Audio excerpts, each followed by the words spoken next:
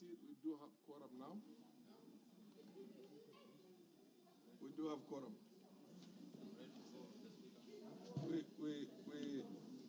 We do have quorum. We can proceed now.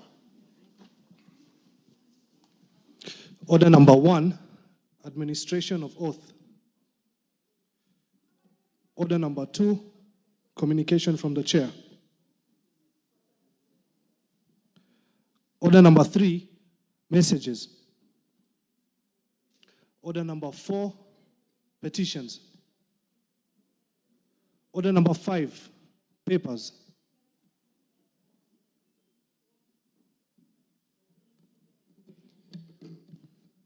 Honorable Speaker, I beg to lay the following papers on the table of the House today, Monday, November 25th, 2024, evening sitting. The following publications from the Kenya Institute for Public Policy Research and Analysis.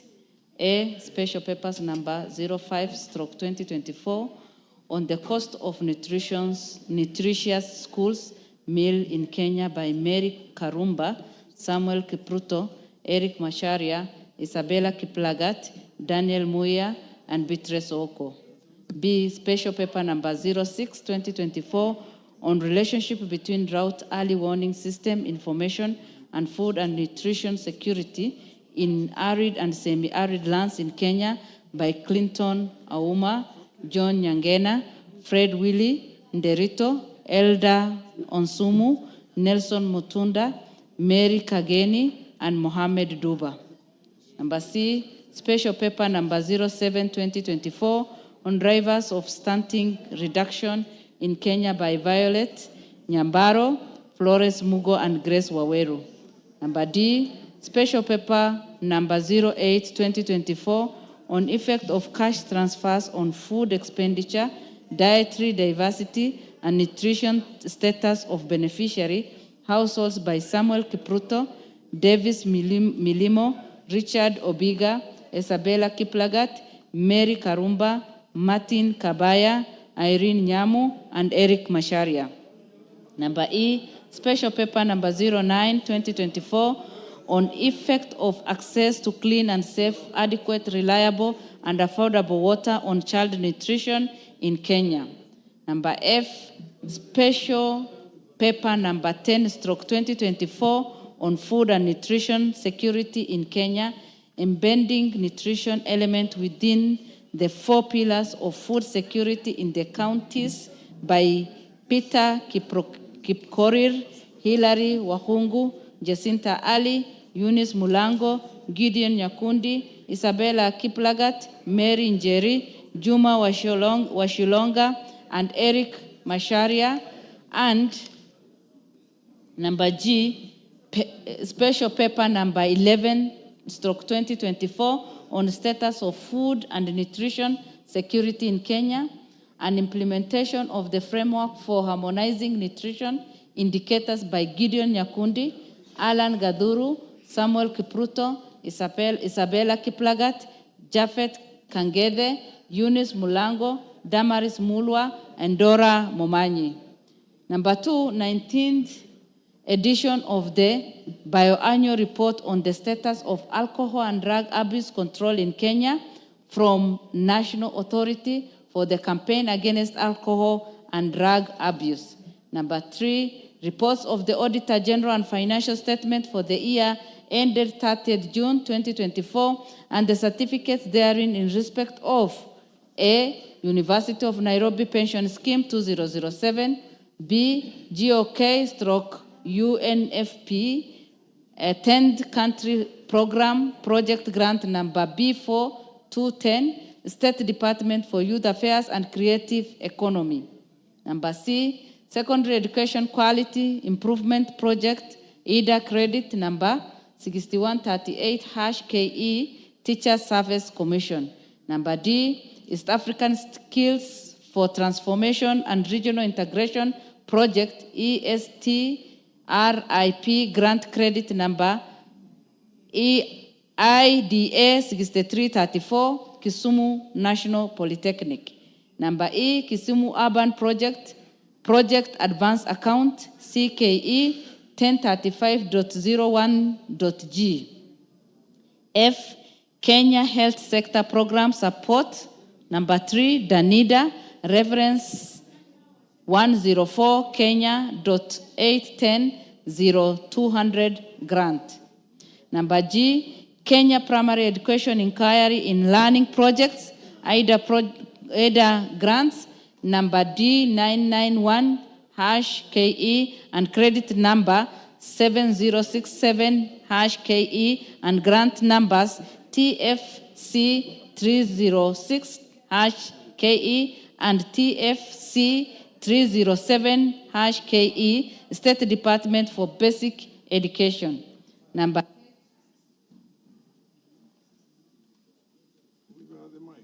H, Secondary Education Quality Improvement Projects, credit number 6138-KE, State Department for Basic Education. And I, Promotion of Youth Employment and Vocational Training in Kenya, TVET 1 and 2, reference loan number BMZ 2016-67 and 211 and BMZ number 2016-65298 and project grant reference number 193005 527 and State Department for Technical Vocational Education and Training. Thank you, Honorable Speaker, and I beg to lay.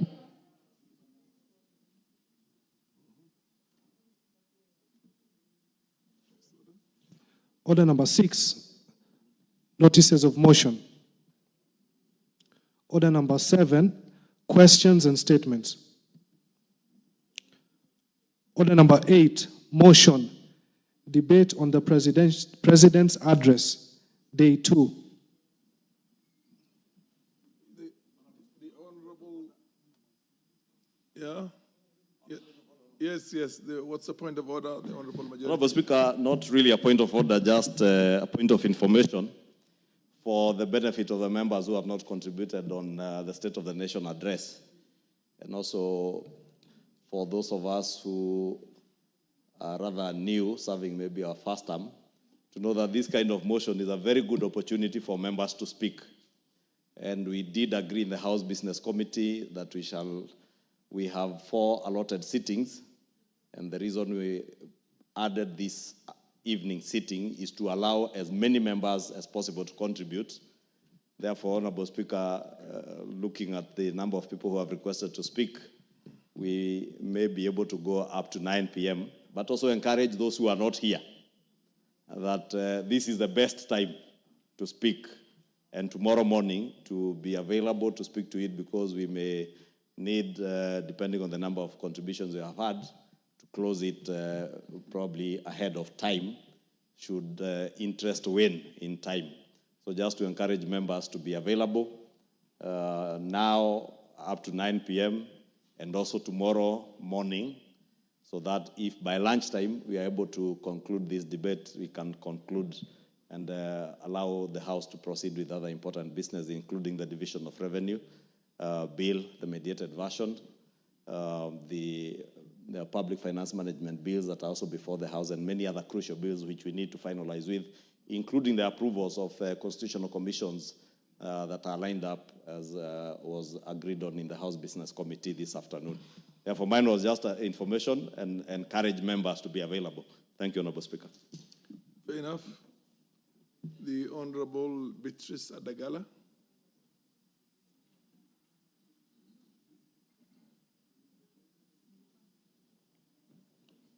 Yes, thank you, Mr. Speaker, for giving me this opportunity to also speak on the President's speech when he addressed the nation in this Parliament, Mr. Speaker, sir. I want to speak on something on food security. I remember the President giving us an assurance that the food security in the country is now under control, it's stable. He assured us that there is enough fertilizer in our stores for the new year as we stand as we start planting in the new year. Therefore, we shall not have any problem with the food, even with the sugar. He assured us, a nation, that there's enough sugar, and even instead of us importing, we shall be able to export sugar out of this country.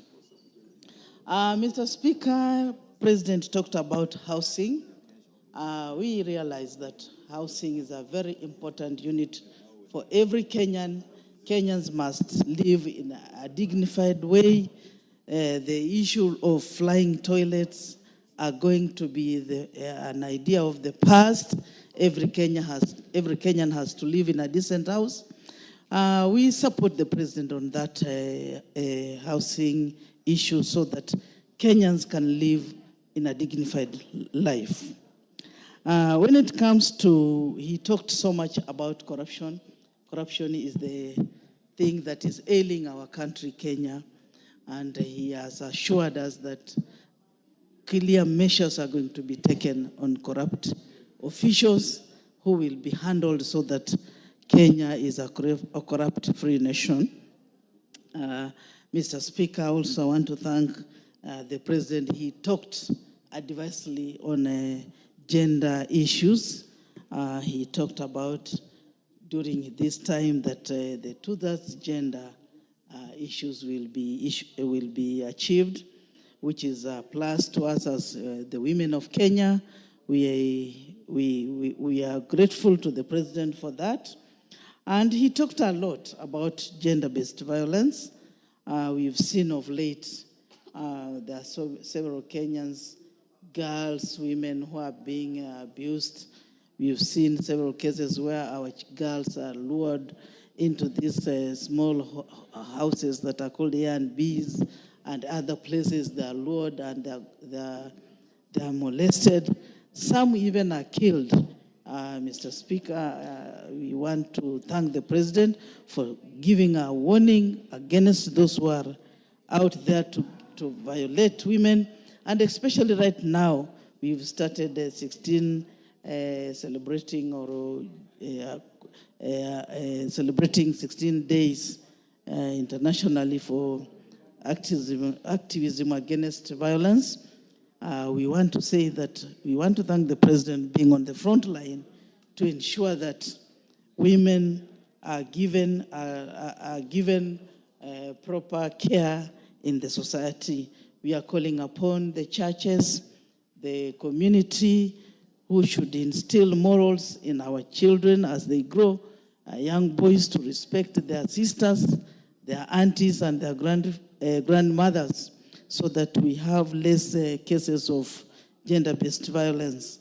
So I want to thank the President for being on the front line of ensuring that Kenya is going to be a free country away from gender-based violence against women.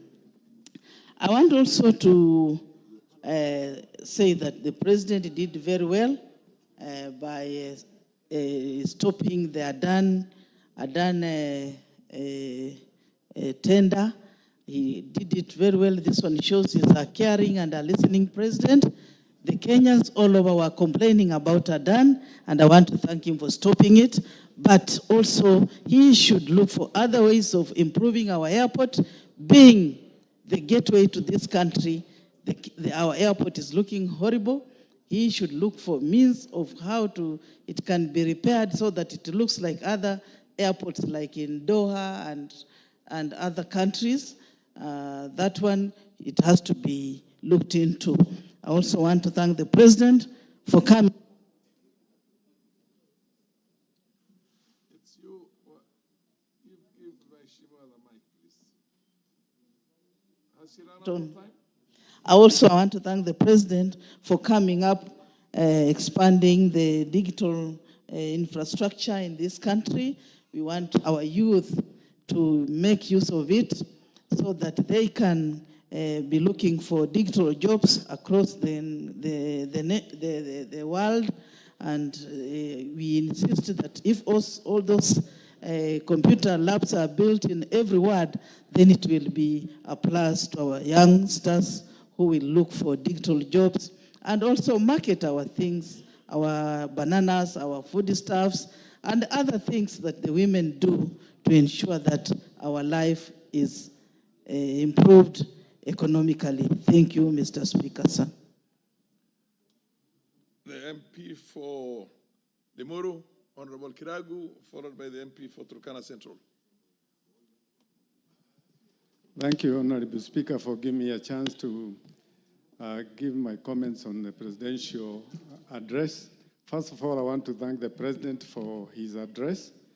This was an address that was candid, he was bold, and he was honest on the issues that the public has been concerned about. This is a president that not long ago, he had the voice of the Gen Z and the public and actually declined to sign the finance bill. And he is our president who has heard the stories about Adani, and he has acted upon it, and he has cancelled the contract. Honorable Speaker, we are looking forward for our president to follow through on the issues that he has raised. And some of the issues that he has raised are issues that are very important to this nation. One on unemployment, and he is on record to be working very hard, not only to work towards creating employment locally, but also looking for opportunities for our young people to work overseas. Mr. Speaker, on education, the challenges on the CBC and the JSS, he has discussed and has outlined the measures that he is undertaking, particularly on additional physical facilities and teachers that have been recruited to make sure that our education system becomes effective according to the plan. We also know that he has got a financing model for universities, and also his strategy for making sure that our universities stay healthy in terms of finance and management. Mr. Speaker, on matter housing, I am here on record, Mr. Speaker, because in Limuru, we have 980 units that are being built, and it has created a lot of employment to young people. And the president's idea on making sure that we remove slums in our cities and in the rural area, it is the way to go for this nation, because every citizen in this country deserves a good shelter. On matter health, I am happy to report that many people in my area and others have actually given testimonies as to how they have been helped by the SHA and this Taifa Care. And Mr. Speaker, you know, if our president was one who cares about glorifying himself, maybe he would have called this a Ruto Care. But we know that Obama had Obamacare. But I am happy that he has not put a name of himself here. He has called it Taifa, and it is a good for this nation. On agriculture, he is on record to have revived 17 factories in the sugar industry. Mr. Speaker, that is the way to go. For us to be stable in this country, we need to develop our own local industries. And the sugar industry, and I, Mr. Speaker, I'm an ex-employee of Mumias Sugar, and I know what Mumia Sugar used to be in Western Kenya. So, Mr. Speaker, for a country like ours to be self-food sufficient, it is also to give us dignity in the world. There's nothing as bad as a leadership of a country to go around the world to borrow food for its own people. And to hear that we have food in the stores, we only can say that this idea of subsidizing production is the way to go, because it has given better yield for our production. I know people have talked about public-private partnership. The country has no other way than to look for money so that we can develop the infrastructures that we have, whether it's the airport, power, or roads. And the only thing for the public to do is to understand the scope of what it is that the PPP projects are intended to do. I want to support the idea of the women, the insecurity that has been there, for us to take care of them.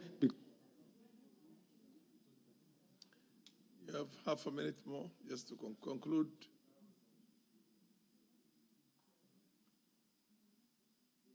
Thank you. I was just saying that on the matter women, we must take care of them. They are our mothers, our daughters, and to make sure that they feel safe in this country. Because if we shake the women in this country, we will shake not only the economy, but also the social fabric of our nation. Thank you. MP for Turkana Central.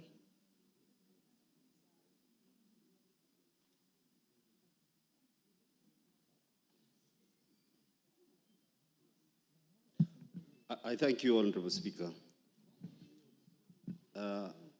First, I want to congratulate the President for the speech on the State of the Nation address, and I want to say this is one of the best speeches I have ever been able to listen to and get a lot of content, either because I'm a first-time MP or because when I listened even to the other speeches before, to me, this was the best. Honorable Speaker, I want to start from the onset by saying that the speech by the President spoke deeply on the Bill of Rights as enshrined under Article number 43.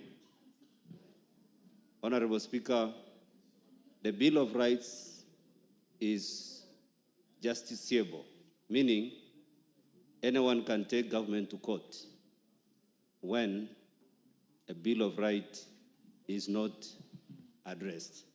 And Honorable Speaker, under Article 21, sub-Article 2 of the Constitution again, the government has an obligation to ensure that this is addressed. Honorable Speaker, statistics are showing that Kenya is not doing well under this Bill of Rights. If you look at the report by World Bank 2023, it says 32.1% of Kenyan population lives below the international poverty line of $1.9 per day. The report by UN OCHA also says 4.4 million people face acute food insecurity by 2023 due to prolonged droughts. Also, our Kenya National Bureau of Statistics last year gave a deficit of 2 million housing units with an annual demand of 250,000 units, but we only give a supply of 50,000 of those units. Honorable Speaker, I don't want to speak on health because it is hard to learn that 66.7 years is what is given as our life expectancy by World Bank. Honorable Speaker, I don't want to dwell so much on that, but what I want to say is the President, when I listened to his speech, under paragraph 71 and paragraph 72, the President mentioned about listening and learning. Honorable Speaker, that tone in itself was very positive for us to grow as a country. And Honorable Speaker, other honorable members have been able to speak about subsidizing production. I don't want to dwell so much about it, but what is spectacular about it is seeing 17 factories, sugar factories, roaring, coming back to life and giving a lot of life, quality of life to our people. I was in Kericho, and I was told in a week, 90 million Kenya shillings is dispensed to people there from sugar, those sugar farmers.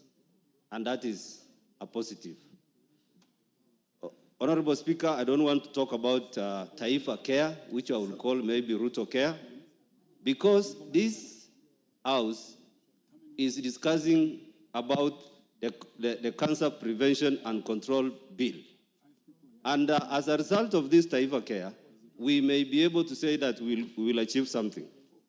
Honorable Speaker, I just want to conclude by saying that because of time, Ruto is a great leader. And where we are working as a country, we are working from what we will call a comfort zone to an area where we are really meeting the dividends of development, Honorable Speaker. And I want to say that we are in the right trajectory, Honorable Speaker, and this is the road not taken. And Ruto has chosen to take this route. All these other manifestos, Honorable Speaker, were speaking about housing, was speaking about universal health care. They were speaking all this, but none of those manifestos, even the Jubilee manifesto, was able to deliver on this.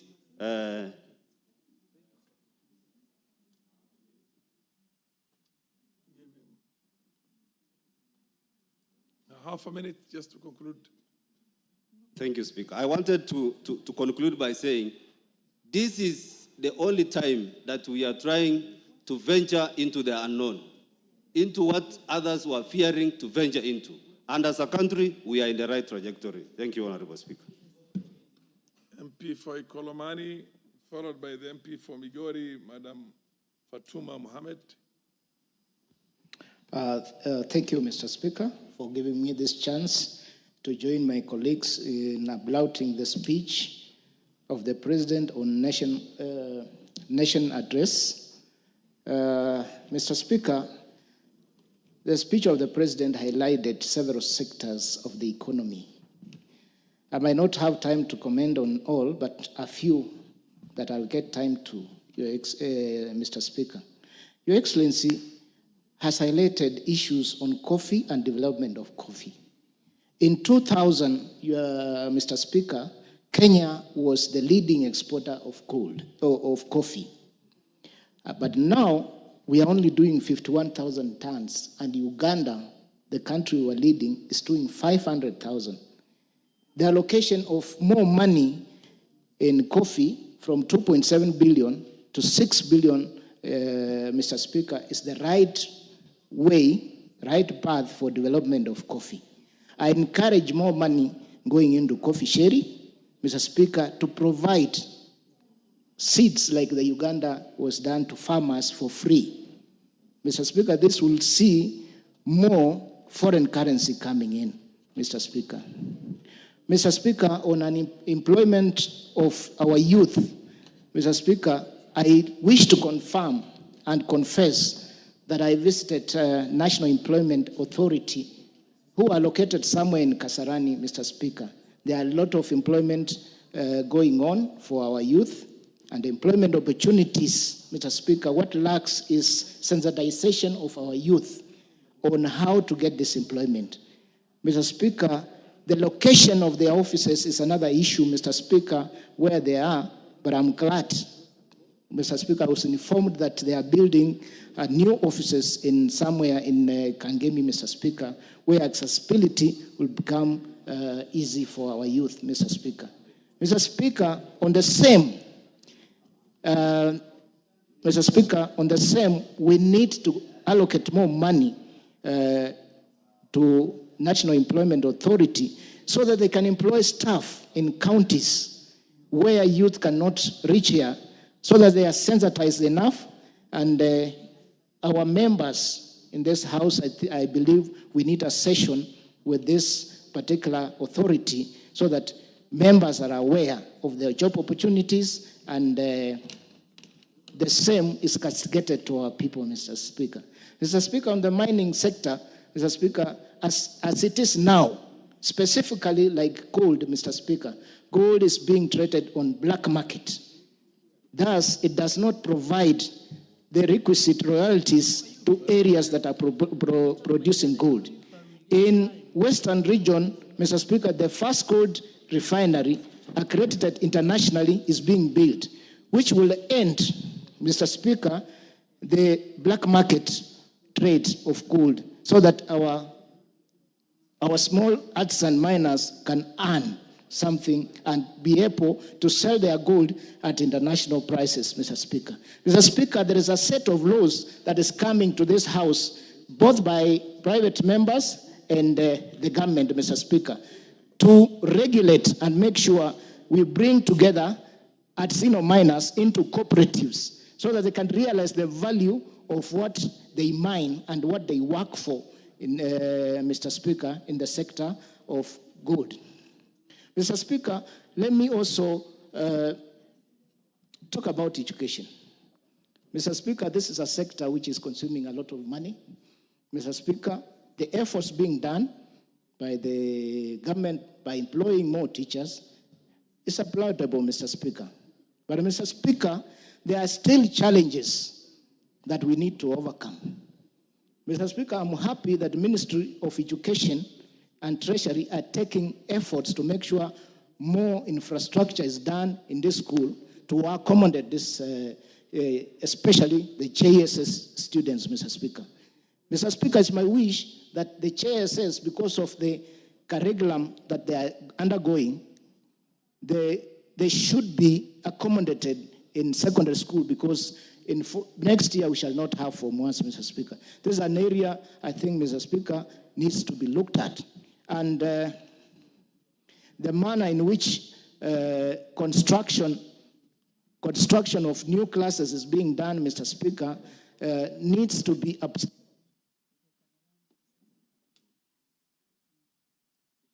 MP for Migori.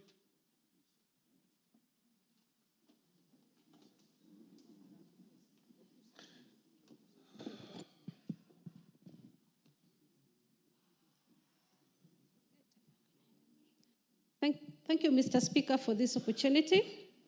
I stand to support with positivity the statements of the President of the Republic of Kenya.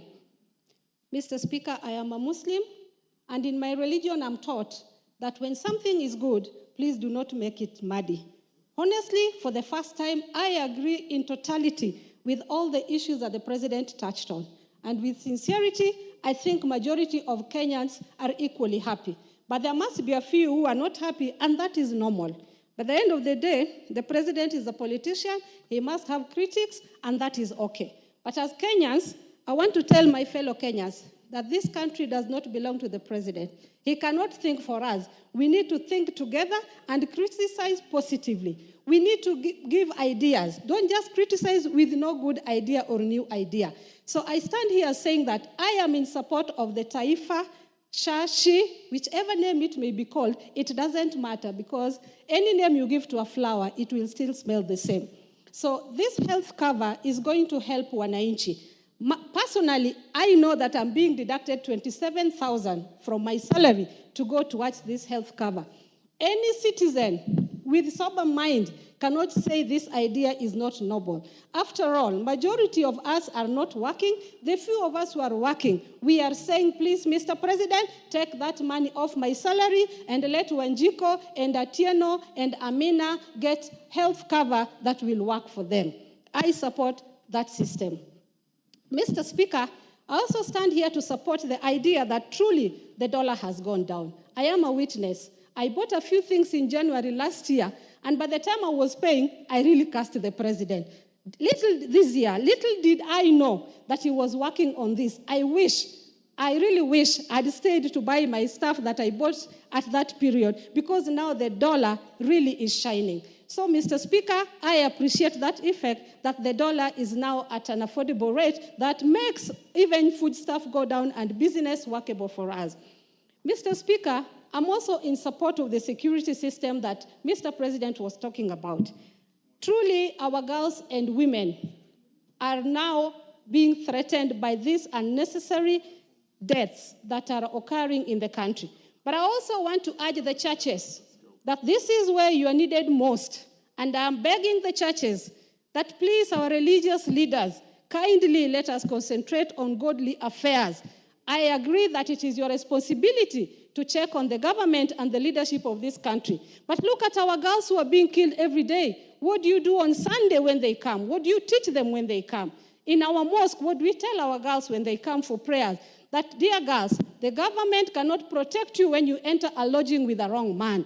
The government will only catch that person after killing you, and the president will not be able to pay your family or give life back to you. So it is responsibility of our parents, as the parents, and responsibility of the churches, because they are supposed to give direction. As leaders, there's very little we can do other than speak about it in public barazas. But what will I do if Fatuma decided to walk in with the wrong man in a wrong place at night? So my dear girls who are in school, my dear parents who are out there, this responsibility is yours, and the government's responsibility is very limited, other than give a speech and say, we will see what we can do about it. Mr. Speaker, I want to appreciate also the fact that the security generally in Kenya truly is not good. But this is the effect of non-employment. And unemployment can only be solved when the dollar is down, so that the investor will have confidence to come to Kenya and invest. When security for a person who wants to come and invest here is guaranteed, and when the business, the condition for doing business here is manageable. So I would request the president that there are too many licenses that those who want to do business who come from outside to come to this country want to do business here. There are so many people in middle that make it very difficult for an investor even to be licensed. So I'm requesting the president also check into this so that we can have an opportunity to get this investment so that the jobs can be created. I come from sugarcane farming area, which is Migori County, and I'm very happy that Sony Sugar Company will now be working again. So job employment, I believe our farmers will be very happy. For the first time, they'll be getting their payment, and I congratulate the president, and I pray that may Allah give you more guidance, and may he give you people who guide you to do the right thing than those who just criticize you. Thanks to God.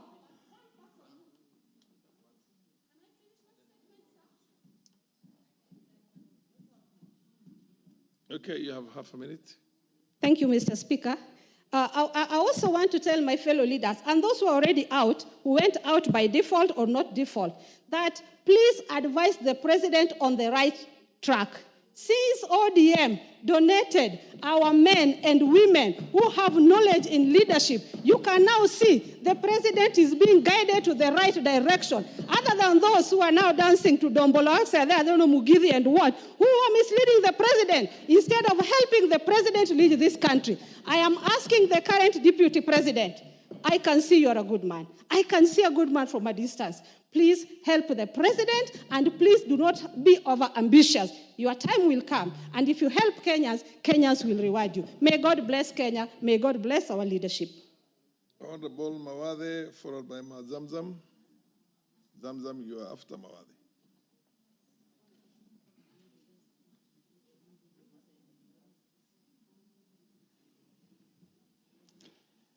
Thank you, Mr. Speaker, for giving me this opportunity to also contribute. Mr. Speaker, as per my observation, I find that there was a lot that was left to be desired. On the Adani deal, yes, there was pronunciation for the cancellation of the two, but they were three. They still, the 104 billion shillings that was still in the SHA for the software supply, the SHA-SHI software.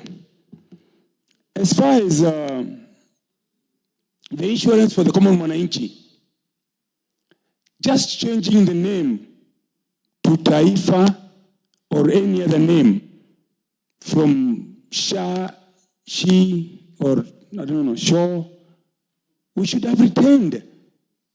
We should have retained the NHIF and just improve on it, and I'm sure we'd have, achieved more. There are so many people on TV every evening that are missing out, going to the hospital, and yet they're not able to get services. There's a lot that needs to be done to really achieve this. The university funding model is still a big, big challenge to the wananchi out there. I would have hoped that the president would have really come here and pronounce and say that he's going back to the old model of the funding model.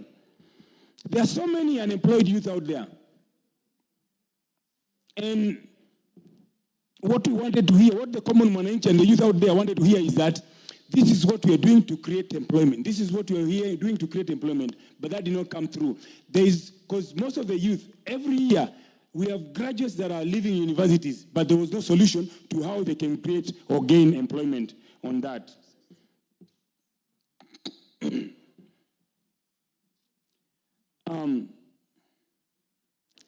Kenya, the cost of electricity in Kenya is very, very high compared to our neighbors. The industries are fleeing the country to go to our neighboring countries because of the high cost of electricity. I was hoping that the president would come here and say that we will reduce the cost of electricity so that we are able to at least attract more industries. That way we are able to at least create jobs.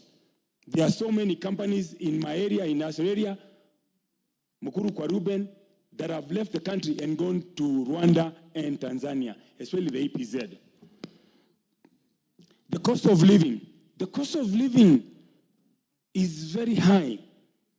There is no liquidity in the country. The common mwananchi doesn't have money in his pocket. And what matters for most part is how much you are able to retain. But if we keep on squeezing the common mwananchi's payslip and taxing them, then they'll not be able to have sufficient to be able to really afford an amicable living. Cost of doing business also in Kenya is equally high because of various licenses that you must acquire before you can be allowed to really do business. And that's why the foreign investors are hesitant to do business. If you notice, there was a lady on TV yesterday night, who was talking about how her property was grabbed by people here in the CBD, and nobody is there to help her. Somebody can just come and bring goons, since they can afford 60 goons, and you're not able to afford, and she was kicked out of her business, and yet she had a 10-year lease, having stayed there for only 2 years. Thank you, Mr. Speaker. The Honorable Zamzam, and then followed by the Honorable Mwalio. Asante sana Mheshimiwa Spika, na mimi niweze kuchangia kwa hotuba ya rais aliyotoa wiki iliyopita. Mheshimiwa Spika, Mheshimiwa Spika, mgala muwe haki yake mpe. Kwa mara ya kwanza mimi nataka niseme katika bunge hili kuweza kumsikiza hotuba ya rais na vitu ambavyo amevifanya Mheshimiwa Spika, si kuvifanya kwa maneno, kwa vitendo ambavyo tumeviona Mheshimiwa Spika. Kwanza niweze kumpongeza kuweza kutoa ajira kwa vijana wa taifa hili Mheshimiwa Spika.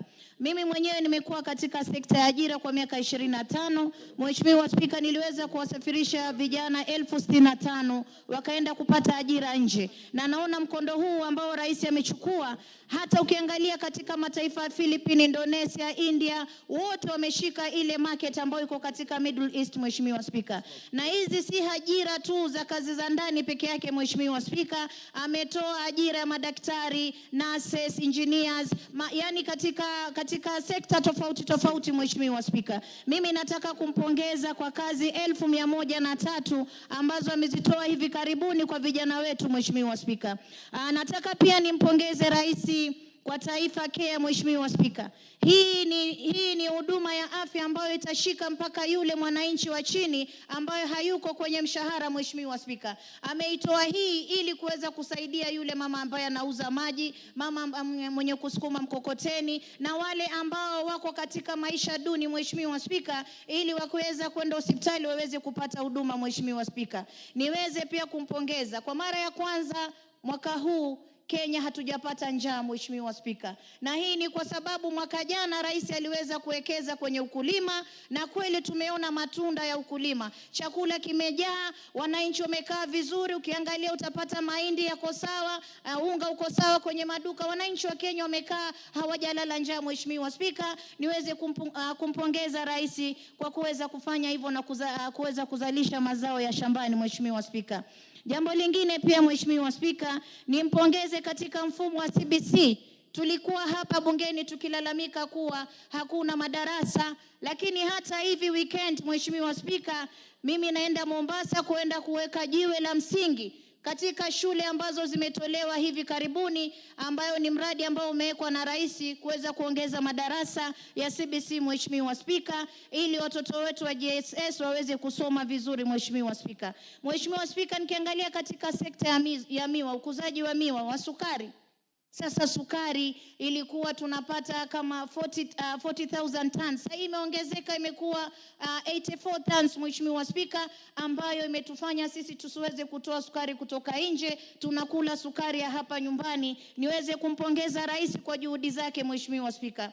Mheshimiwa Spika, wajua kila kitu kinachukua muda.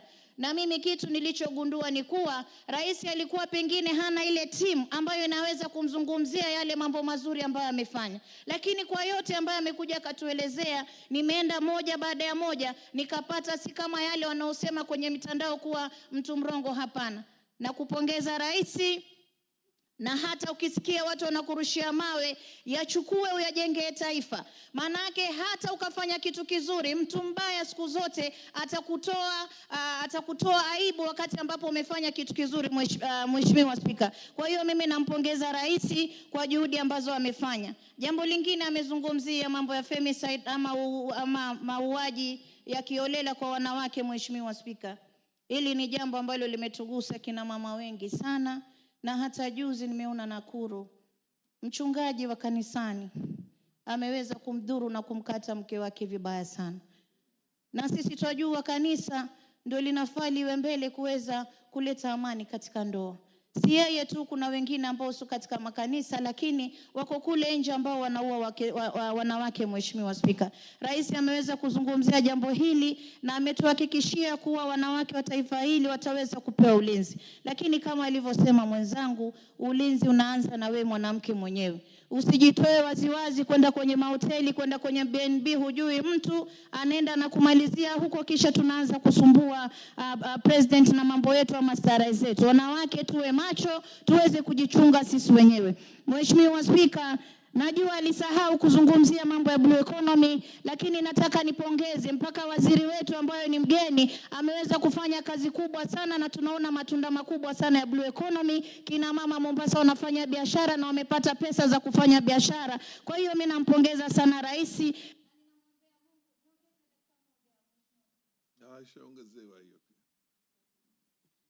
Nataka nimpongeze rais kwa juhudi ambazo wamefanya kutupatia waziri ambaye ni mchapakazi, kama alivyosema mwenzangu. Wamekuja wamepiga jeki na tunaona matunda kwa sababu ya uwiano. Nataka niwaambie wa Kenya, tuweze kumwombea rais dua, aweze kutupeleka katika njia sawa. Kila siku ukitukana kiongozi, hata vitabu vimeandikwa kuwa tuheshimu viongozi na tuombe Mungu tuelekeze katika njia sawa. Nilikuwa mmoja katika wale tulikuwa tukimchapa fimbo, lakini kwa haya ambayo amefanya, Mheshimiwa Spika, mimi nataka kusema nitakuwa mbele katika wale wanaomwombea dua na katika wale ambao watampa support aweze kuongoza taifa letu, tuzidi kuona matunda. Asante sana Mheshimiwa Spika.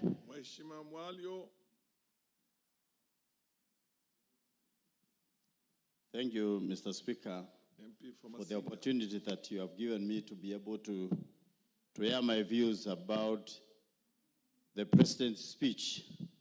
I want to say that this is one of the best speeches that the President has given since he was sworn in the office.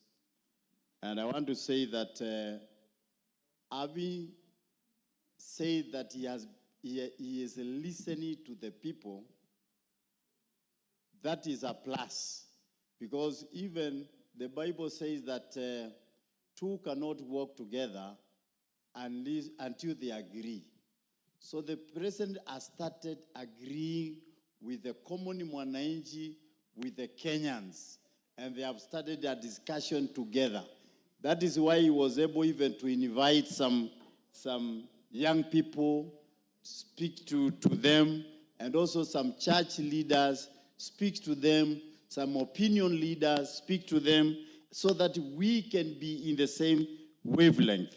So, and in the conclusion, he said he will still continue to listen to them. That means he wants to move with them as he governs this country, so that he can know what is ailing the people that he is leading. And that is a plus, as I have said before. What I have seen is the best model of the university funding and the tippets. I can say that this year alone, I have seen a growth of the tippet that is in my constituency, which I started in 2018 when I came to the office in 2017. And for the first time, I had only 500 students for 5 years. But this year alone, because of this funding model, the students who have enrolled in that tippet are now almost, let's say, 6 times, because now there are 3,120. That means there is something good that is happening in the funding of education, because every child is able to go to school, the government is able to pay for them, the government is able to train, the government is able to send even the teachers.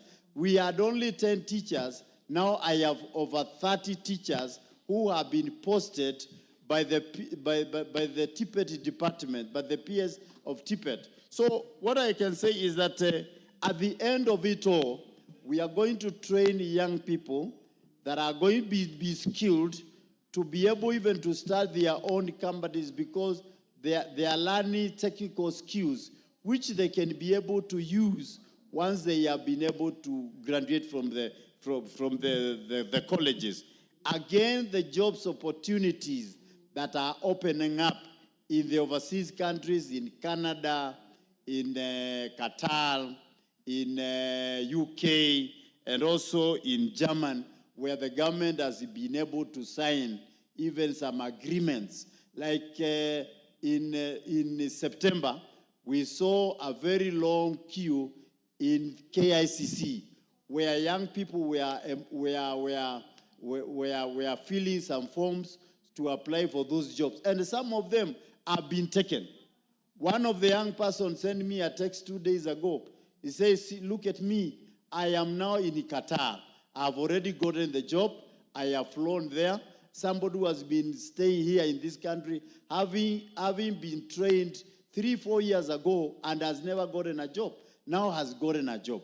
What a joy for the parents that used to spend money to send them to school, and now they are getting employed. So we want to say thank you very much for the president. In finishing, I can say the sheep and the Shah is the game changer, because everybody who is in this country will have a card to go and be treated in the hospitals without paying any money. Even the poor that are in our constituencies will be able to be treated. For example, I've been paying for the vulnerable 560 old people.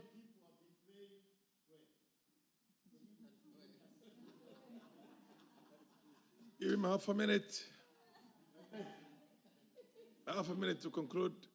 Yes, I've been paying with the CDF in my constituency. We have been paying 560 households, whereby we have been paying NHIF. Now we are transferring them to SHIP. And I know when you multiply the father and the mother, that is 1,120 people, which is a plus. So to me, this is a game changer, and we should encourage it even to come to full realization, so that people can stop murmuring What I have told my people is to register as many as possible, because there is no reverse gear. That has to be either sheep or you are nowhere. So thank you very much, Mr. Speaker.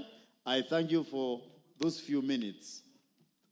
The Honorable Mulanya of Nambale, followed by the Honorable Manduku, and then Nimron Bai. Proceed in that order. Thank you, Mr. Speaker, for giving me this opportunity to debate this the President's speech. Mr. Speaker, having listened to the President on the day he gave the speech in this House, I was a very happy person because this was a very progressive speech and the one that will help move our nation forward. At the moment, we know that we are faced with so many challenges that Kenyans are crying that as a House, you need to come to their aid and correct. But the President has given us food for thought on what you're supposed to do. Personally, I have 4 take-homes on the speech. First, on food security. The people of Nambale I represent were one of the beneficiaries of the President's program on subsidy fertilizer.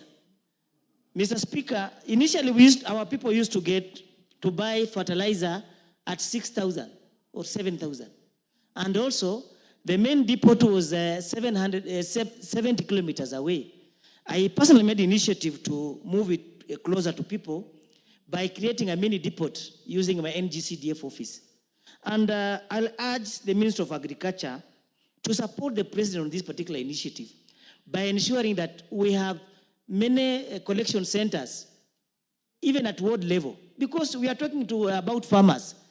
Mr. Speaker, affording even 2,500 to many Kenyans is a tall order. Now, that one is minus transport. So if we centralize this thing at the ward level, we are going to have many beneficiaries, many Kenyans are going to access it, and we'll ensure that we'll never have hunger in our country as it was experienced in the year 2022-2023.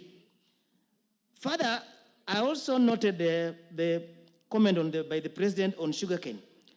Coming from sugarcane belt, Mr. Speaker, I'm a happy person that the President put ink on the sugarcane bill. Now we have the Sugarcane Act. This act is going to help control the production and sale of the sugarcane in this particular country.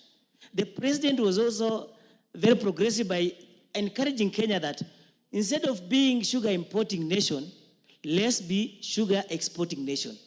By doing so, the production is going to increase. We are going to have many factories. And by doing that, we are going to create many jobs and even improve on our GDP by exporting sugar from our country.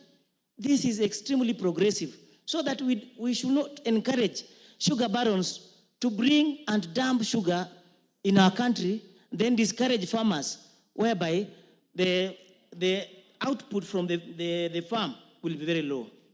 However, Mr. Speaker, still on the sugarcane production, I'll urge the Minister of Agriculture to ensure that as we put in the Sugarcane Act, let's ensure that we control the price of patronage for the farmers, so that a farmer does not go home empty-handed after toiling for 18 months to ensure that he produces sugar and supports the economy of this nation. Mr. Speaker, the other issue was on corruption. The President again gave us a take-home, and he challenged the House that why should we have election petitions concluded within 6 months? And yet, we have corruption cases taking 10 years. If we reflect back, the period when election petitions were not controlled, the period within which election petitions was concluded was not controlled. We note that a member will serve a whole term while the petitioner is still struggling in the court corridors. So also, this one has helped reduce election malpractice. And by reducing the period within which to litigate on corruption cases, it will help our nation by discouraging people from engaging in this vice called corruption. Lastly, Mr. Speaker, on the issue of universal health care, there's a positive that the President is encouraging Kenyans to embrace this particular mode of financing a health system in this country. The president's wish is to have all Kenyans access free health care in this country. We note that under the Taifa Care, when you register today, you get services today or tomorrow. Compared to that to NHIF, you register, there's a grace period of 6 months. So before you can get service. We say this is a plus. I encourage. Okay. Honorable Manduku, followed by Madam Sioi. Oh, Nimrod. Yes, Nimrod. Thank you, and Mr. Sioi, Speaker. yes. Mr. Speaker, having had the advantage of listening to the President's speech and having read the actual speech, I want to confirm that from where I sit, the speech was factual, it was persuasive, and it touched the pulse of the nation. In fact, by his own admission, and as captured in paragraph 7, the President, for once, listened to the people. And it's not just in the delivery of the speech, but even the style in which it was written, and the context and the content therein. Having said that, Mr. Speaker, and reading this speech again and again, I can see that the vision of the President is that Kenya should be on the right trajectory. Let me highlight some of the areas that I think the President should have improved on. Mr. Speaker, on the issue of Taifa Care, most people may want to understand that this model is largely borrowed from the United Kingdom's health service model, the NHS. But the concern of most Kenyans, and especially the people whom I represent from Nyerivari Masava, is on the coverage, the access, affordability, the quality of the healthcare, the transition from NHIF to SHIF, the sustainability of this system, and largely how inclusive this system shall remain. On the issue of the economy, which the President aptly captured, people are still concerned about the cost of living, job creation, debt management. This House resolved in the debt management system that we should borrow a mix of 30-70%, 30 being domestic and 70 being international, and yet the National Treasury has not achieved those numbers. We still have to talk about economic growth, financial inclusion, and especially with regard to the SMEs. Mr. Speaker, I want to laud the President for talking and acting on the issue of femicide. From where I sit, Mr. Speaker, allow me to condemn this vice and urge this House to make a legal framework as soon as possible so that we can support the initiatives that the President has so well elaborated. I also want to urge the civil society to come on board and sensitize Kenyans on the dangers and the vices that come with femicide. Mr. Speaker, something that touches on our people so much is on the issue of education. We still have a few challenges in this transition to the competency-based curriculum. Mr. Speaker, what people want to hear and know is an assurance that there shall be 100% transition from primary to secondary and eventually to university, and then thereafter to the job market. Our people also want to be assured of the quality and that there shall be equity, and that we shall always engage stakeholders in any decisions that we make in as far as the issue of education is concerned. Mr. Speaker, the President did not mention anything to do with the reconstitution of the Independent Electoral and Boundaries Commission. We know that this matter is in court, but we think that having had a chance, he should have shown that he is an interested party in making sure that we have this body reconstituted as soon as possible. He also did not mention where all his vision lies or aligns with the Vision 2030, which we know is the economic blueprint that this country so well adopted. Lastly, Mr. Speaker, on the issue of housing, I would urge those involved to fast track the agenda and make sure that as soon as possible, we have as many houses being built so that they can have the economic stimulus that they were supposed to inject into the economy. Having said that, Mr. Speaker, on a wholesome, I want to thank the President for listening to Kenyans for once. Thank you, Mr. Speaker. Honorable Nimrod, and then COE. Thank you, Mr. Speaker, for giving me the opportunity to add my voice and the voice of the people of Kitui East in the statement of the President to the nation. Mr. Speaker, I have a few issues to mention. One is, Mr. Speaker, President William Ruto was elected by Kenyans, and we all know him.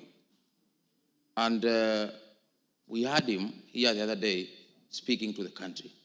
And we've listened to this House from morning, members elected by people commending what the President has done positively. Speaker after speaker, positively. But Mr. Speaker, we have a nation, and to be truthful, not the truthful of the untruthful man, but to be truthful, there is a narrative out there by the media, from activists, that they've created another Ruto, which they want to scare the Kenyans with. Ruto was here speaking to the nation. This is Parliament. We've listened to members. These are members elected by the people of Kenya. They are happy with what the President has presented before the country. For example, Mr. Speaker, Kenya is a working nation, and the President has elaborated his plans on how he is going to create a working environment for Kenyans, and especially the youth, to create wealth without looking for employment. A young man using the internet and a laptop, making his own money, and he's not going around looking for jobs, going around with CVs.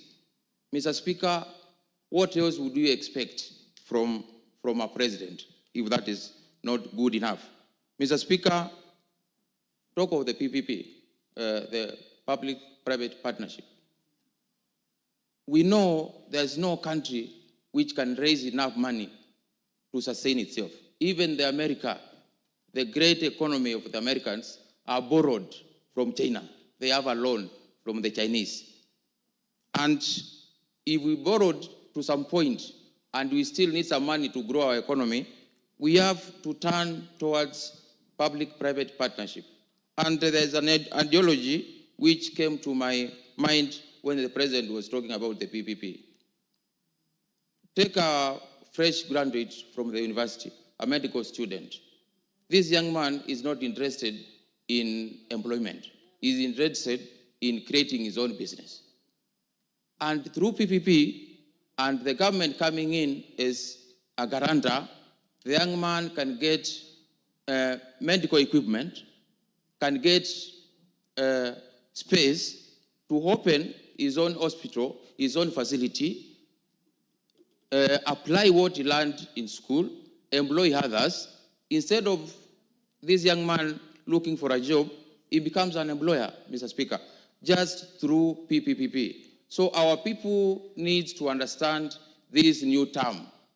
And those people out there, the media owners, who have these editorial policies of shaping a Ruto which they want Kenyans to know who is the wrong Ruto. We know the right Ruto, who understands where he's taking the nation.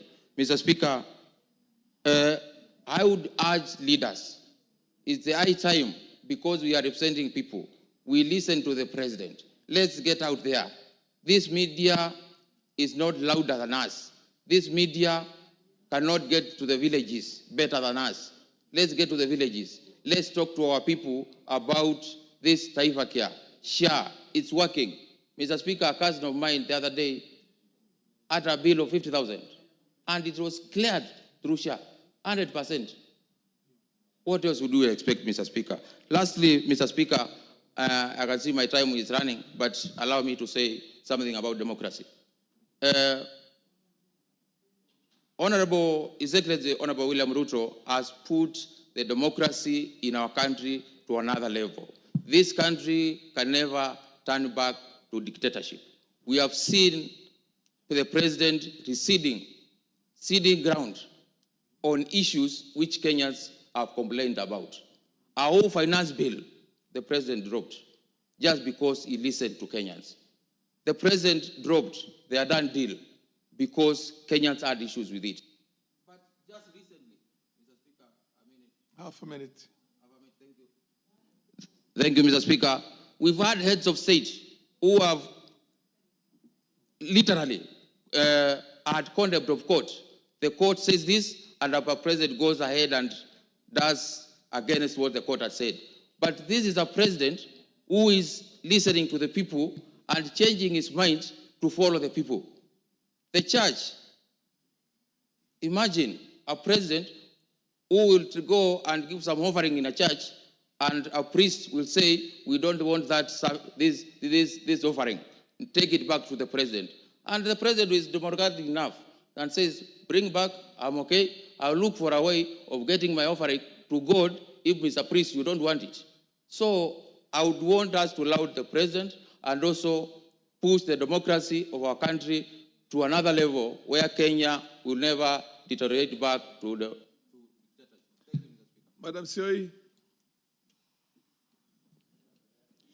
Thank you, Mr. Speaker, for giving me this chance to support and applaud the President for the good work done and for his speech last week. And I want to say, Mr. Speaker, if there is something that I really appreciate about our President, is the fact that he has realized that basic needs in this country has to be taken care of.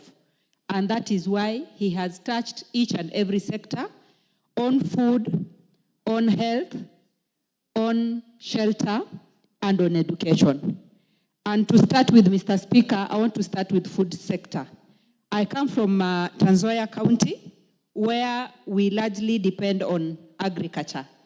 And Mr. Speaker, it is prudent that when we came in 2022, maize was very expensive, and that is to say unga was very expensive. And because the president had promised to bring down the cost of unga, I am proud and happy to announce, as the president said last week, unga has gone down, and this was done through subsidy on fertilizer. He thought it clear that it is important to subsidize fertilizer, ensure that we reduce the cost of production instead of reducing the cost of consumption. And by so doing, Mr. Speaker, at the moment we are enjoying enough food in this country. And as you can see, that is why we have too much noise, because people are full. People are okay at the moment. The only thing that we are still working on is to ensure that they are busy. I know when people are idle, most of the time you'll realize the noise goes up. But the president is also working on ensuring that Kenyans get jobs. And just to start with, when we came in, employment for teachers was a problem. For the longest period, Mr. Speaker, this is the first time that teachers have been employed in large numbers. And I would wish to request the president that we continue employing more teachers, because we have teachers who are almost retiring before even they get employment. So if we do so, we would have helped them, and we would have encouraged other teachers to join education career. To add on, Mr. Speaker, I also want to speak on SHA. SHA is very important in this country. And on this social health authority, I want to say that the president has thought of pulling the common mwananchi, that person at the bottom, to ensure that he also feels and gets the equal treatment like any other person who is employed. And that is why NHIF was charging common mwananchi 500 shillings, but at the moment they are charging 300 shillings. And in a scenario that somebody is too poor to even afford the 300 shillings, the government is willing and ready to pay for those ones who are not able to pay. And by so doing, Mr. Speaker, I want to applaud the President because this is a very important initiative that will ensure that all our Kenyans get health services. And by so doing also, as members of parliament, we are going to be relieved because most of the time we've been called upon to come and attend harambes to help our people get treatment. And now I think this will come to an end if SHA is going to start working promptly. I also want to speak about the currency, Mr. Speaker. When we came in, the shilling had no value. But at the moment, our shilling is very strong. And this contributes so much on business people who have been importing things and even generally in the country because our shilling has now gained value. I want to appreciate and applaud the President for that, and we don't take it for granted. I also want to talk about the airport expansion. I've seen people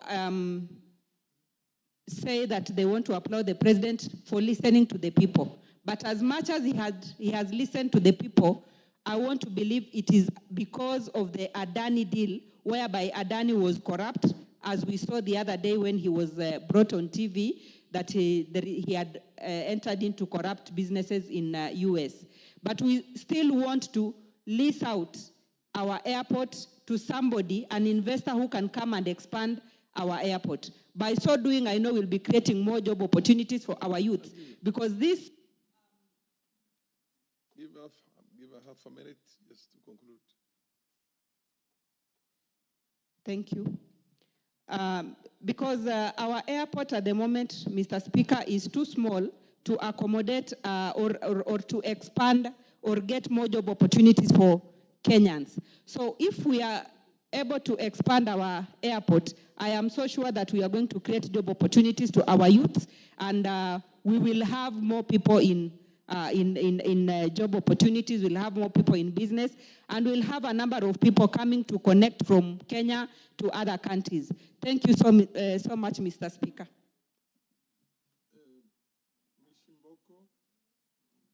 Followed by Ruwaida and then Naomi Wako. Proceed. Asante Mheshimiwa Spika. Mheshimiwa Spika, nitoe kongole kwa hotuba ya Rais Daktari William Ruto, na katika hotuba yake amezungumzia mambo mengi sana. Jambo la kwanza niweze kukubaliana na yeye ya kwamba shilingi yetu ya Kenya imeweza kujizatiti na imeweza kufika kwa dola moja ikawa 129 kutoka dola moja kwa shilingi 162. Hiyo inamaanisha ya kwamba tunaelekea katika mkondo sawia wa mambo ya kiuchumi. Hivyo basi jambo hili linaweza kuwashawishi sana wawekezaji kutoka mataifa tofauti na wale pia wanaotoka nchini pamoja na wafanyi biashara. Hivyo basi tumeona ya kwamba katika jambo hili la shilingi yetu kuweza kunawiri na kuweza kujitazatiti juu ya dola, tumeona ya kwamba hata mambo kama yale tunasema Kiingereza special economic zone, kama kule kwangu Likoni, tunaona mpaka sasa takriban wawekezaji 98 wameweza kuleta barua ya kusema ya kwamba wataekeza katika sehemu ile. Hiyo inamaanisha uchumi wa taifa la Kenya utaweza kupanuka na pia ajira zitaweza kuwa nyingi kwa vijana wetu. Mheshimiwa Rais pia amezungumzia njia ya kutafuta ajira pasi na ajira zile zilioko katika taifa letu la Kenya. Na tumeona ametafuta ajira katika bara Europa, ametafuta ajira katika bara Asia na bara nyingine. Na niseme ya kwamba jambo hili ni jambo zuri, lakini tu kuna wale ambao wahusika kidogo wanamwangusha Mheshimiwa Rais. Kwa sababu nafasi hizi zinavotokea hazisambazwi kwa njia ya usawa na uadilifu katika zile kaunti zetu 47. Haswa tukiangalia kuna kaunti kama kule kaskazini mashariki kwa Kiingereza Northeastern, kama sehemu za Pwani na sehemu zingine za Kame. Nafasi kama hizi zinakuwa hazifiki. Hivyo basi Wakenya wanaona pengine jambo hili halifanyiki. na kumbe jambo hili linafanyika, tena linafanyika kwa hisabu za juu sana. Yaani malaki ya watoto wameenda kufanya kazi katika sehemu hizo za nje. Kwa hivyo tunasema wale wahusika waangalie wataweka Ukenya katika jambo kama hili ambalo wanalifanya. Vile vile katika kufufua viwanda vyetu vya sukari, tumesema viwanda vya sukari vinapofufuliwa, kwanza uchumi unaimarika. Pili, pia tunajenga ajira. Vile vile pia tunapunguza hali ya maisha kwa Wakenya, kwa sababu bei ya sukari itaweza kushuka chini. Kama vile shilingi inavyonawirika, tunaona bidhaa kama vile unga, bidhaa kama mafuta zinaweza kushuka chini. Kwa hivyo mimi nataka niseme ya kwamba jambo hili la kuweka viwanda vya sukari kuja chini, kuboreshwa ni nzuri sana. Hivyo basi tunaomba hata kiwanja kile cha Ramisi kule Kwale katika eneo la Pwani kiweze kufufuliwa, kiweze kuimarishwa na uchumi uweze kupanuka pale. Jambo jingine ambalo nataka kuzungumzia ni kwamba ni swala la elimu. Rais amelizungumzia sana swala la elimu, na akazungumzia ya kwamba kuna walimu wengi sana walioandikwa wakati wa nyuma, na hivi sasa pia walimu takriban 20,000 wataweza kuandikwa. Namwambia Mheshimiwa Rais, tunakupongeza kwa jambo hili, lakini narudi tena kusema wale wahusika waweze kusambaza nafasi hizi za walimu katika kaunti zetu zote 47, na waone ya kwamba kuna uadilifu na kuna usawa. Ile Kiingereza tunaongea tunasema equity na equality. Manake tukizungumzia uadilifu na usawa ni kwamba uadilifu kwa zile sehemu ambazo zimekuwa na changamoto zipate walimu zaidi. Swala jingine ni swala la Adani. Nimpongeze Rais kwa sakata hii kwa kuweka kikomo, kwa sababu lazima uwekezaji ufuate taratibu na ufuate sheria na utumie fedha ambayo haitamuumiza mwananchi katika taifa la Kenya. Jambo jingine ni dhulma za kijinsia, haswa kwa watoto wetu wa kike. Tumeona watoto wetu wakitekwa nyara, watoto wetu wamekuwa wakiuliwa kikatili. Swala hili vitengo vya usalama lazima vijizatiti, vitengo vya ujasusi lazima vijizatiti, ili tuweke usalama wa kina mama zetu, usalama wa wasichana na usalama wa vijana. Jambo la mwisho amezungumzia umoja. Mpe nusu dakika. Amezungumzia umoja wa taifa, na mimi nimpongeze kwa kuweza kuleta uwiano wakati tulikuwa na ghasia zile ambazo tuliona majenzi, na tunajua ya kwamba umoja wetu ni nguzo yetu. Juzi na jana kama asingeleta viongozi wengine na tukao na uwiano, leo tungekuwa wakimbizi katika taifa letu la Kenya. Tungekuwa tunaenda Uganda, tunaenda Tanzania kutafuta makao. Kwa hivyo tunasema ni vizuri ya kwamba sote ni Wakenya, ulikuwa katika opposition ama ulikuwa katika upinzani, sote ni Wakenya na Wakenya wafaidike, kwa sababu sote tunaweza kutoa ushuru.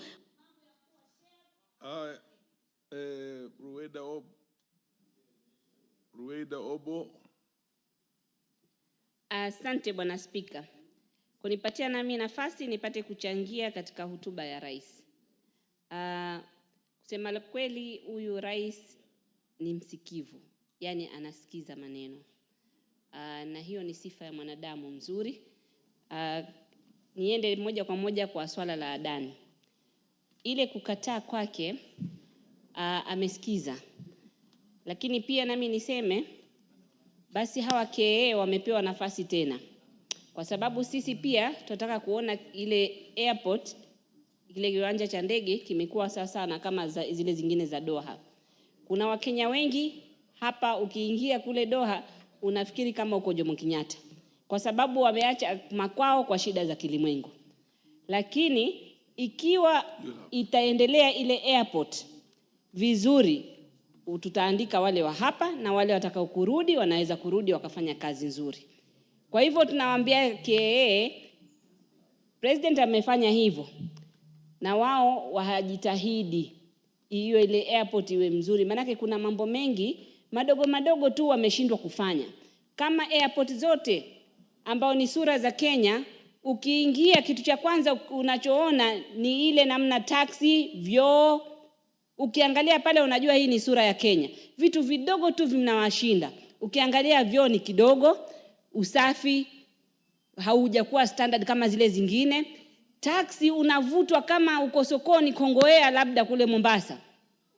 Hawawezi kuweka line. Na nimeuliza swali bunge nikamwita waziri hapa, haijawahi kufanyika bado. Sijui sababu ni nini. Mimi ilikuwa nataka, hamu yangu kubwa ni ile airport ibadilike, iwe kama airport za wengine. Sisi tunaambiwa hapa East Africa, sisi ndio big brother, lakini ukiangalia airport zetu zinatupatia sura mbaya ya Kenya. Lengine naweza kusema, nimependezwa sana na hotuba ya rais na nampongeza vile alivyosema, mengi aliyosema. Kusema la kweli, anafaa kupewa muda. Ako na nia mzuri ya kuendeleza hii nchi. Akipewa muda afanye, naona kutabadilika. Amezungumzia pia masuala kwamba alipoingia madeni yalikuwa yako mengi, lakini hangeweza kuongeza tu madeni kwa sababu ametumia hikma. Tukiongeza madeni tu sisi tungepigwa mnada kama nchi zingine. So Wakenya pia wataka waangalie haya mambo yanavyokwenda, tusiwe tukiweka tu malawama. Tumeshukuru, lakini sahihi ametuliza. Wakenya naona wamefurahi pia.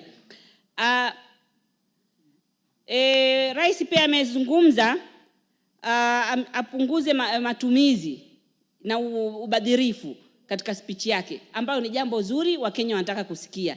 Manake hii Kenya kusema la kweli tunajiweza. Inapora kweli kweli, lakini utaona imesimama. Je, kama haiporwi, si Kenya tungekuwa tuko mbali zaidi? So ni vizuri hilo swali la ubadhirifu wa pesa liangaziwe. Nimefurahi sana hapo.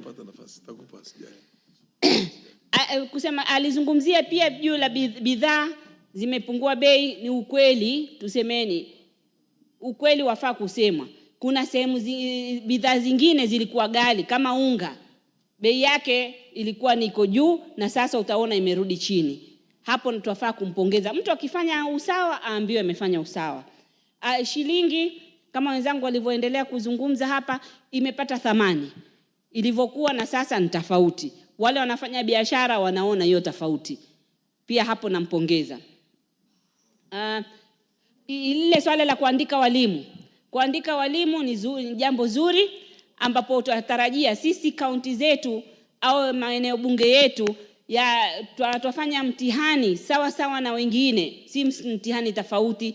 Shule yangu kama ya Siu ilikuwa ndio shule imetoka namba mwisho kule Lamu East, Lamu Mashariki. Lakini ukienda lawama si la shule, mwanafunzi lawama si la mwalimu, mwanafunzi hajawahi ona mwalimu wa chemistry kutoka shule ianze kujengwa. Sasa utamfanya vipi una huku? So tuwaomba hawa walimu waandikwe, na najua sahihi serikali hii na sisi tuko kwenye mipangilio. Kinachopatikana na sisi tutapata. Afya, nataka niseme sisi wabunge tufanye bidii na watu wetu wajiandikishe katika huu mpangilio. Ni mpangilio mzuri na itasaidia sana Wakenya.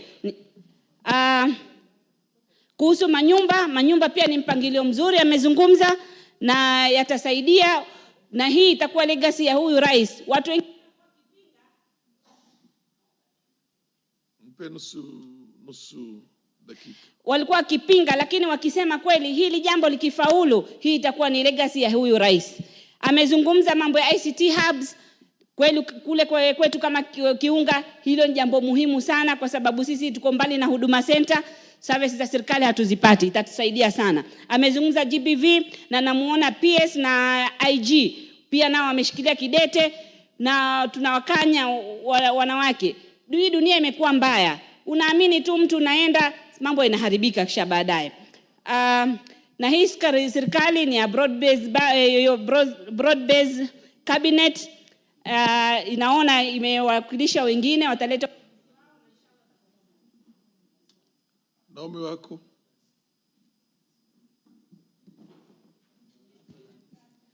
Thank you, Honorable Speaker, for allowing me to contribute on this. This speech that was given by the President as his national address was well written, articulated, and the President spoke to his people, and also he addressed us as leaders who are working with him in this nation. Honorable Speaker, one thing that was very clear is that the president had a lot of passion as he was addressing the nation. The president confirmed that he has been working with the nation, and also confirmed that he is hands-on and is a listening president.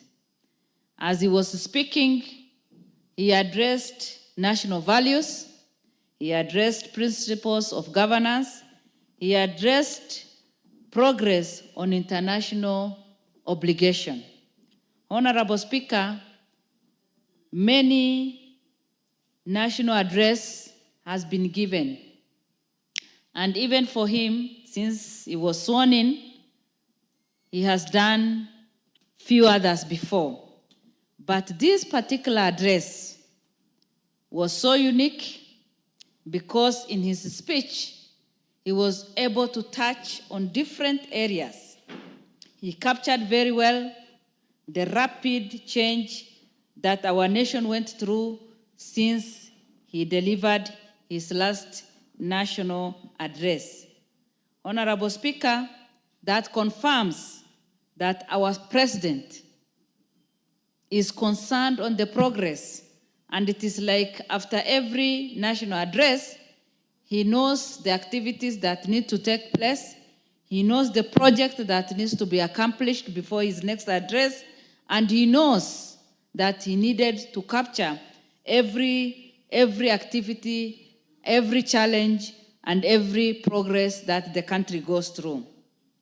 One important thing he mentioned, as I said, is that he said he has improved on his listening skills and he's listening to the people. Honorable Speaker, many are the times that we have been criticized of not listening to the ground. But from this speech, it is quite clear that our president is not working alone, but is working with his people. He's ready to listen, he has been listening, and different actions have been taken based on different challenges that we have gone through. A listening president is a gift to the nation. Many people suffer because they have no one to listen to them. Many people suffer because nobody is ready to give them time to sit and reason with them. The fact that our president has confirmed that he is listening to us confirms that he will be able to grow trust between him and us as leaders, between him and the citizens. Again, it also confirms that communication is built and our communication will be perfected. Again, it also confirms, as a result of that, there'll be healthy working environment. Honorable Speaker, this is what Kenyans need. Because of the tough and rough time that we have gone through, the nation has suffered. And so if we have a listening president, then we are on the right track. Honorable Speaker, the issue of GBV, girls in this nation, women in this nation have suffered. And even those who are in politics have suffered in a way. But our president passionately addressed that. Now that we are in the 16 days of campaign against GBV, Honorable Speaker, we need to speak about that and condemn, and also plead with the police and all the organizations concerned, human rights and others, to take proper measures against anybody. Give 1 minute to the whip. Take the necessary action against any man, any person who violates the rights of any woman, so that we can have a good society. Honorable Speaker, I had some few things to say, but with those few remarks, even about the Adani thing, our president has made us proud. Let us work together. Let us work together. Let us plan to do great things for this nation. And I'm sure the next 3-4 years, Kenyans will be happy with the progress. Thank you, and I support the report. The Honorable Bernard Kitur, followed by the Honorable Mark Mwenje, Joseph Cherorot, in that order. The rest of you will come in the second round.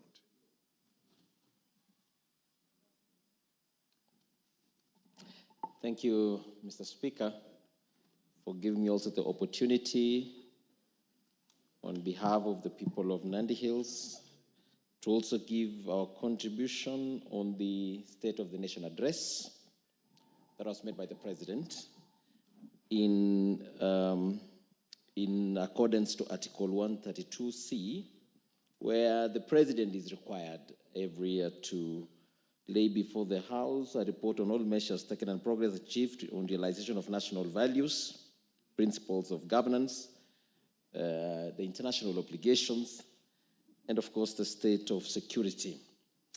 In the onset, Mr. Speaker, the President painted a broad picture of positive outlook of our country on account of right decisions that the Kenya Kwanza government has made, and him being the leader of the same.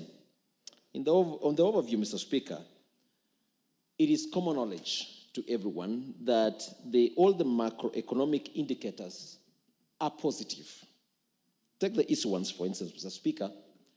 In 2022, when we came into leadership, the dollar rate was at around 160.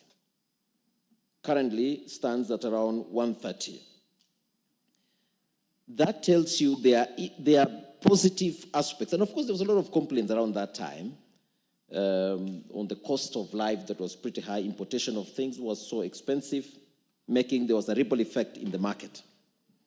But generally, Mr. Speaker, over time then, we've had and seen, a decrease as well on the inflation rate from 9.6% to 2.7%, largely because of the favorable climatic conditions, equally the right policies, including the fertilizer subsidy that have had a great increase in, for instance, maize production in our country.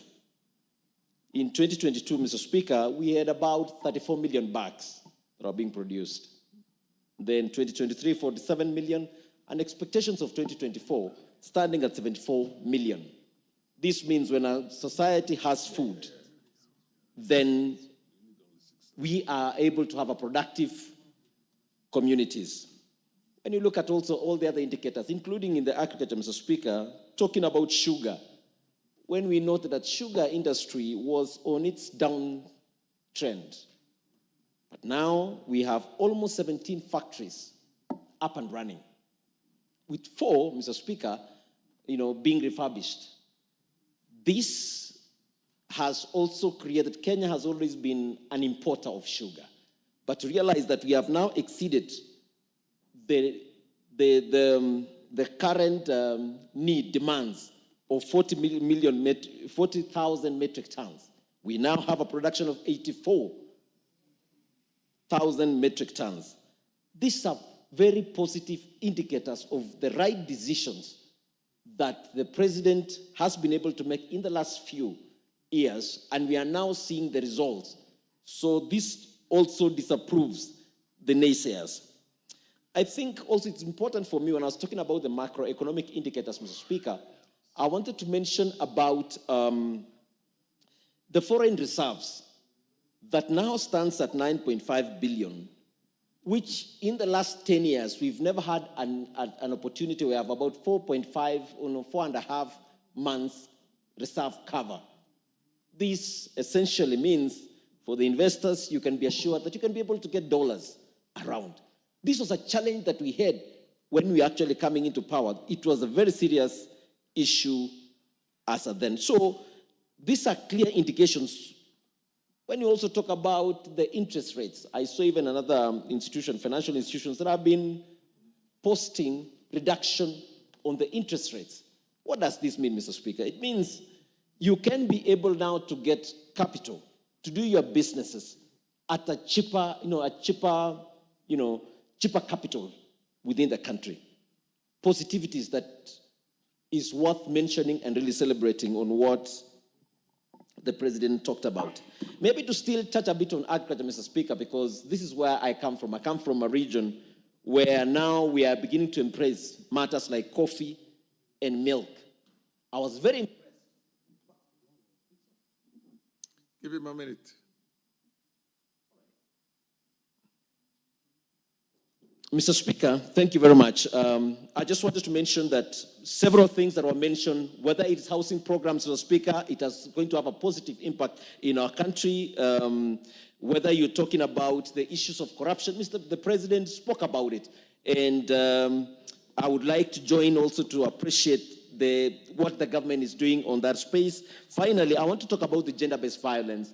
This vice must be fought by all. And I want to thank the President for taking this head on. Even this House must take this measure that all women in our country must be protected. Men must be able to protect our women. Generally, Mr. Speaker, we thank the President for the very, leadership, very strong leadership that he's been able to provide, to show as a country, and still pray that all the other things that he mentioned shall be achieved. Thank you, Mr. Speaker. Honorable Manje. Thank you, Honorable Speaker. Honorable Speaker, the nation and the people were looking for hope, reassurance, speaking of the economy, speaking about jobs.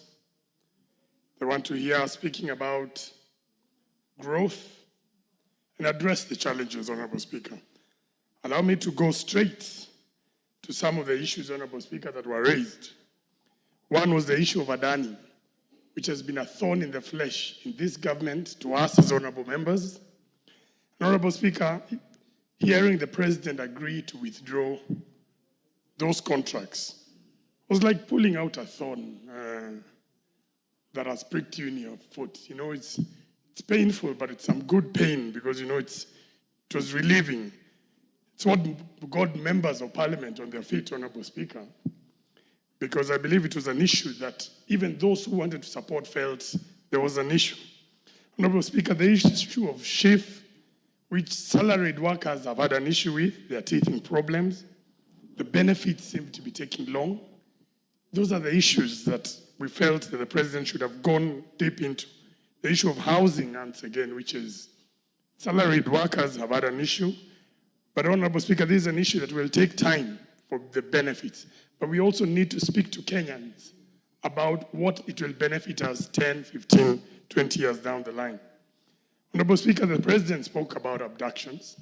I must admit, Honorable Speaker, I didn't find the response quite satisfactory unless he was admitting there's a rogue team out there that is conducting these abductions. What we've been hearing about Kizza Besigye and other persons who have been abducted, Honorable Speaker, is something that is of concern.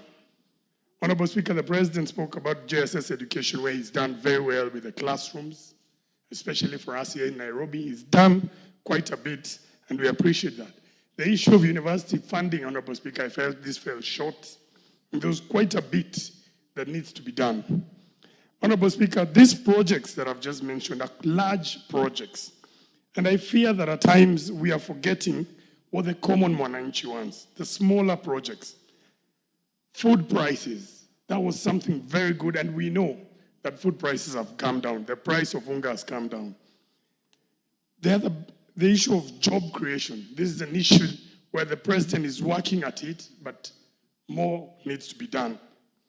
The issue of other basic needs, roads, hospitals, TVETs, something that this government promised to do in the remaining constituencies that don't have TVETs.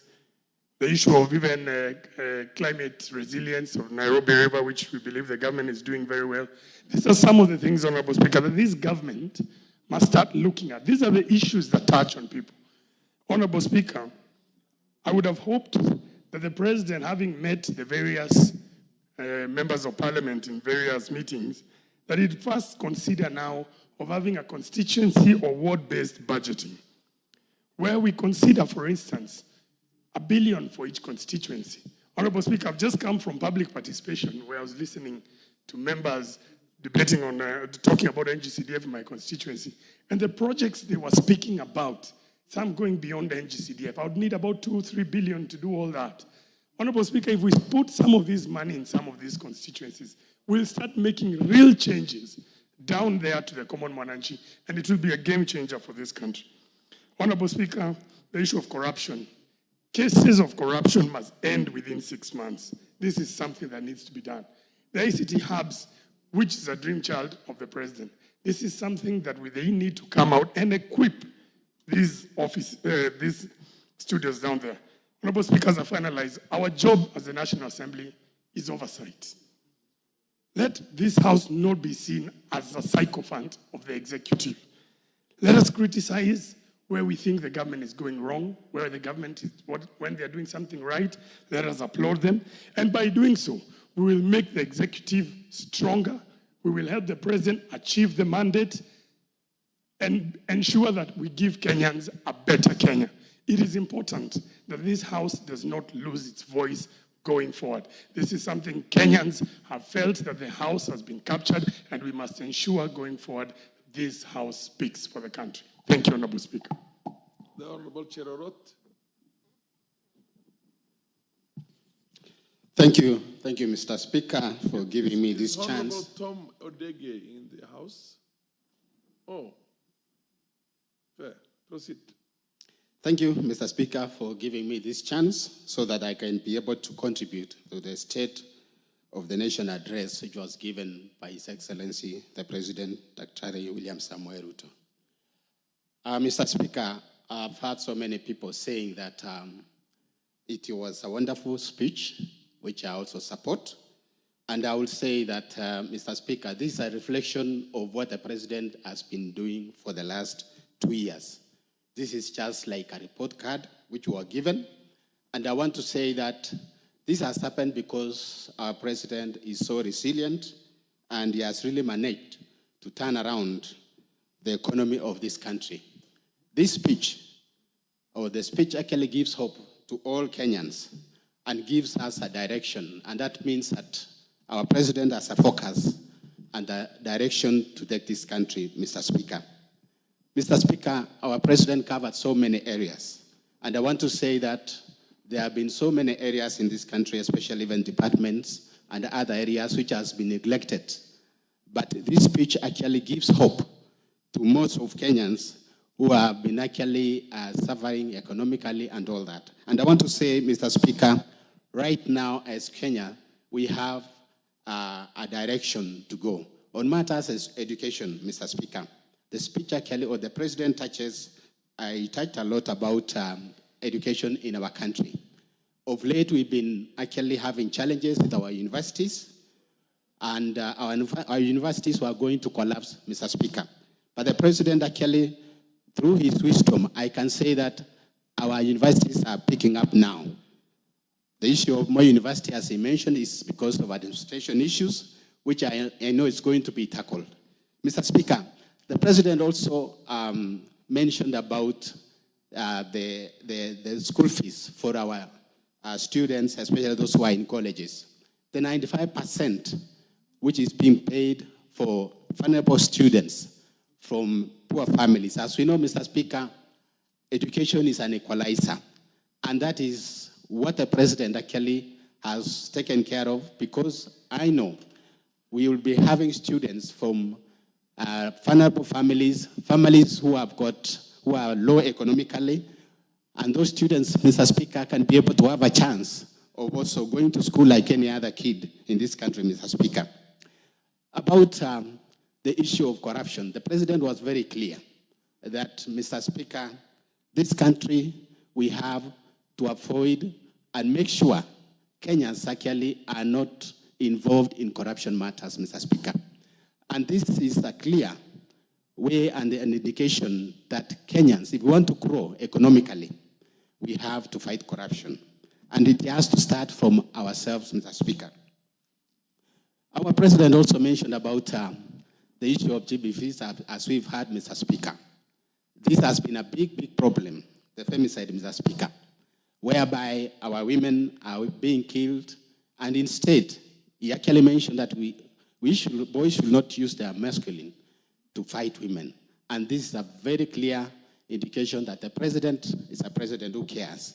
This one also, Mr. Speaker, should be also extended.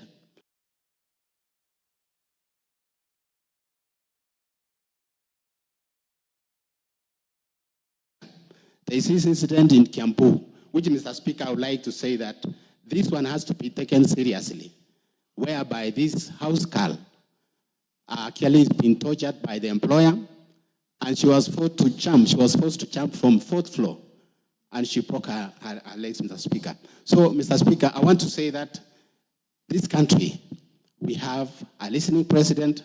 The issue of Adani, which was mentioned also, the president had to cancel. And I want to say this was a challenge maybe from the PPP Secretariat and those who are handling. And it's a lesson for all of us, Mr. Speaker, that if there is any PPP to be handled in this country, it has to be taken with all due respect, and due diligence should be done. And all the PPPs, we should ask ourselves whether it has value for money. And I know with that, Mr. Speaker, we'll be able to develop as a country, and this country will be able to go to the higher level. For that reason, Mr. Speaker, I want to congratulate the President for taking us. The Honorable Member for Nyatike, followed by MP for Kisauni and MP for Sigor.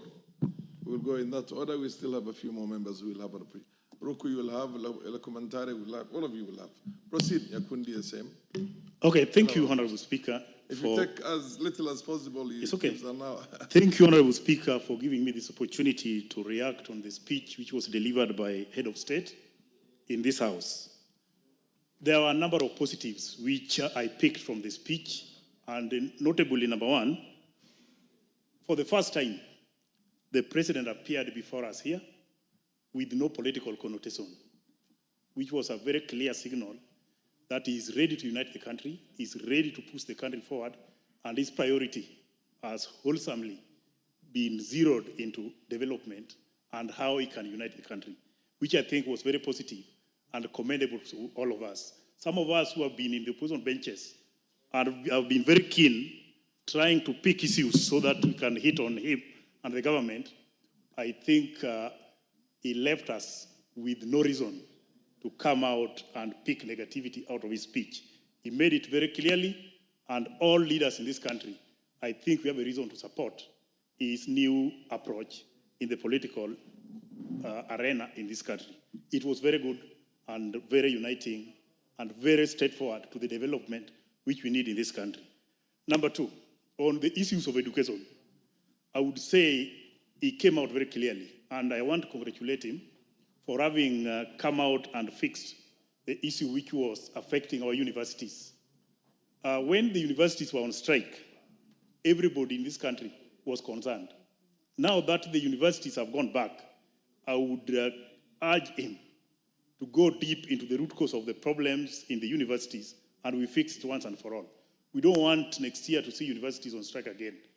Those workers in the university who are taking care of our students should be made comfortable so that this idea of strikes can come to an end and our people can get positive education from our universities. On agriculture, as most of our members here have pointed it out, I would say the effort put in agricultural sector has bore a number of fruits, because now we can clearly say that there are some hope in agricultural sector for improvement and harvest, which will sustain food security in this country. On this issue of killings which are affecting our ladies, even though it came out and it's very painful to all of us, but I would want us to look into it keenly, because as a country, people cannot rise all of a sudden and start killing each other. I think the stress level in this country should be re-examined. Kenyans must be going through very difficult situation in this country. Even though we are talking about inflation coming rate, the cost of living has not come down. And people are now trying to vent their stress in wrong areas. That's why we are seeing a number of deaths. Even though some of our colleagues here have urged the ladies to be careful, it's true, security starts with yourself. But again, that security which starts with yourself should also make you to be self-protective, You protect yourself as you protect others. No one have a right to kill another one. If that one can reach a level where we are today, then we need to come out very strongly against it, but the government need to go deep and examine the stress level in this country, because there is something wrong. We may be treating symptom, but the real disease is lying somewhere. That's why we can see things which you cannot report yourself as happening in your own country. It is something which is unbearable, and we need to re-look into it. On Adani issue, I just want our president not to abandon the issue of PPP, because this country cannot develop without PPP. But let us do them above the board, which will not attract criticism from all corners of this country. We need to go and do something better. Like now, if you compare Ethiopian airport with the Jomo Kenyatta International Airport, Jomo Kenyatta International Airport is a shame compared to Ethiopia, because we are not doing any business here. When you look at the number of passengers going through that airport currently, it's not even a third of what we are seeing in Ethiopia. It's a very, very concern which we have to tackle as a country and ensure that we compete where we are supposed to be. If we are now competing with Dar es Salaam, Rwanda, I think we are not in that league. There must be something very wrong for us as a country when it comes to transportation by air. We need to do something.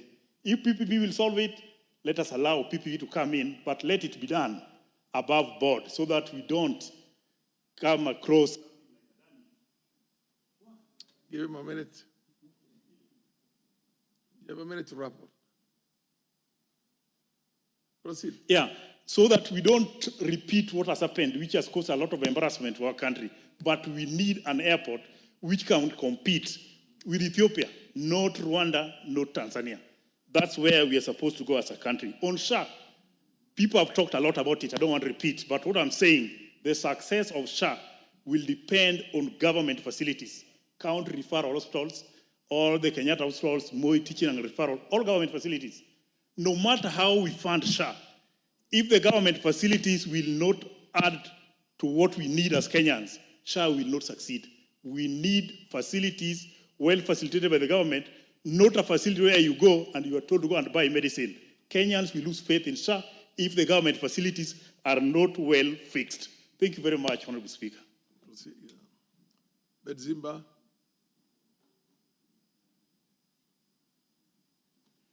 Asante sana Mheshimiwa Spika kunipa fursa na mimi niweze kupenyeza sauti yangu kwa kuichangia hotuba ya Mheshimiwa Rais aliyokuja kuizungumza hapa kwa taifa. Kwanza nizungumzie swala la Adani. Kandarasi ya Adani, Mheshimiwa Rais kuivunjilia mbali ama kuifutilia mbali amefurahisha Wakenya wengi, kwa sababu ni jambo ambalo lilikuwa limeleta utata mkubwa. Kwa wafanyikazi wote walikuwa na wasiwasi kwamba badala sisi tumeandikwa kwa kulipwa kwa mwezi, sasa tunabadilishwa kuwa na contract, na hali ambayo ni ya utata mkubwa kuona Wakenya wakiona rasilimali yetu tunayotegemea kwamba kuna mtu atakuja kuisimamia kwa miaka 30. Kwa hivyo ilikuwa ni wasiwasi mkubwa. Alipoifuta amefanya jambo zuri la kwamba amesikiza wananchi vilivyo wananchi, na kiongozi yote ni yule ambaye anasikiza wananchi. Kwa hivyo hilo tunampongeza Mheshimiwa Rais.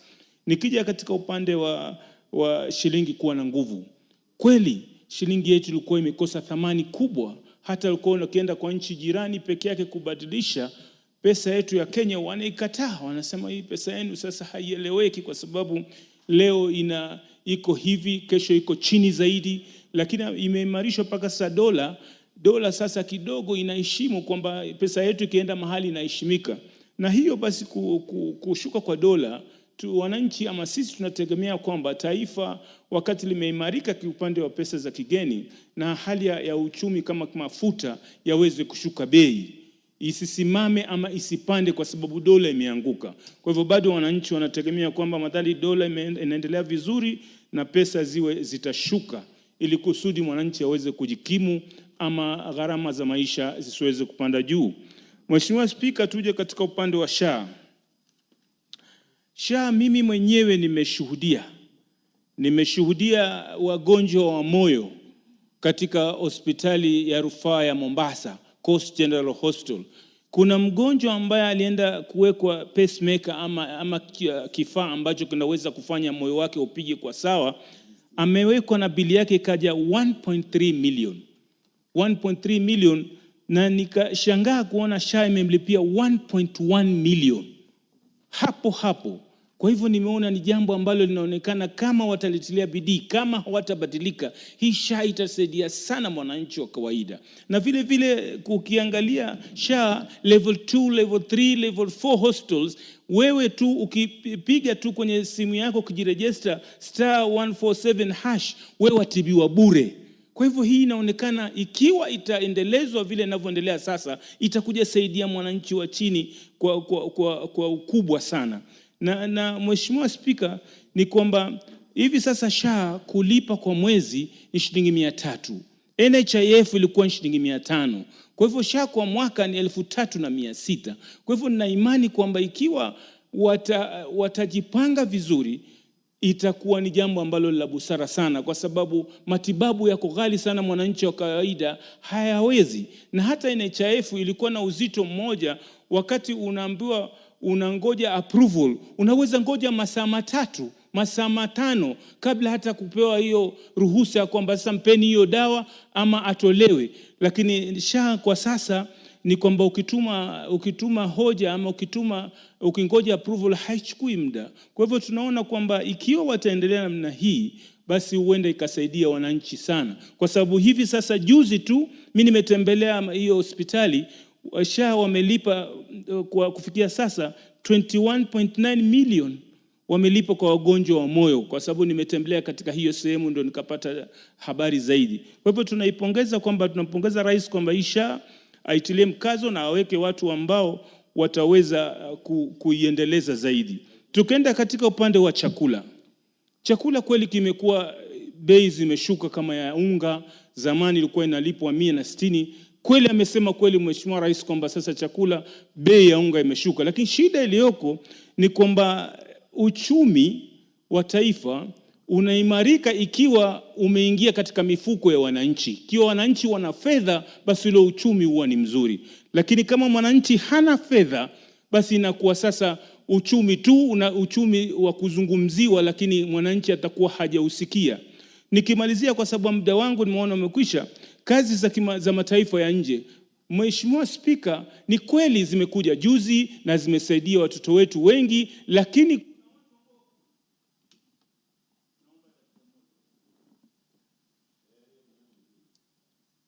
wakati wanadidimia na waheshimiwa wengi wako, lakini tafadhali chukua nusu dakika. Asante Mheshimiwa Spika kuniongezea nusu dakika. Nasema ni kwamba hizi kazi kama zimekuja 100,000 zipelekwe sehemu kama Mombasa, Eldoret, Nakuru, sio Nairobi. Wengine hawana fare hao vijana kuja hapa. Kwa hivyo kule katika sehemu walioko wapelekewe zile kazi zisaidie, ama watu watasema kwamba kazi zile zimekuja kwa ubaguzi. Kwa hivyo ikiwa zitakuja zingine kama za Jerumani, za Uajemi, za sehemu yote, zigawanywe katika eneo hizi za taifa ili kila mmoja aweze kufaulu. Kwa haya mengi, Mheshimiwa Sigor.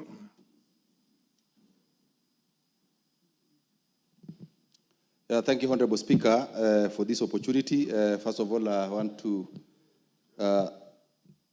Proceed. Yeah, thank you, Honorable Speaker. I want to contribute to the debate on the State of the Nation address by His Excellency the President, which was delivered in this House last week. Honorable Speaker, I want to say that that speech was full of hope to Kenyans, and I think it met the expectations of Kenyans, because His Excellency the President, in his address, gave a hope to Kenyans. Honorable Speaker, listening to the President, and the whole government was here. Members of Parliament were here, the judiciary was here, and the executive were also present and listening to the President from this chamber. I want to say that the President talked to all of us, and he did indicate that listening is a full-time work of leaders or leadership.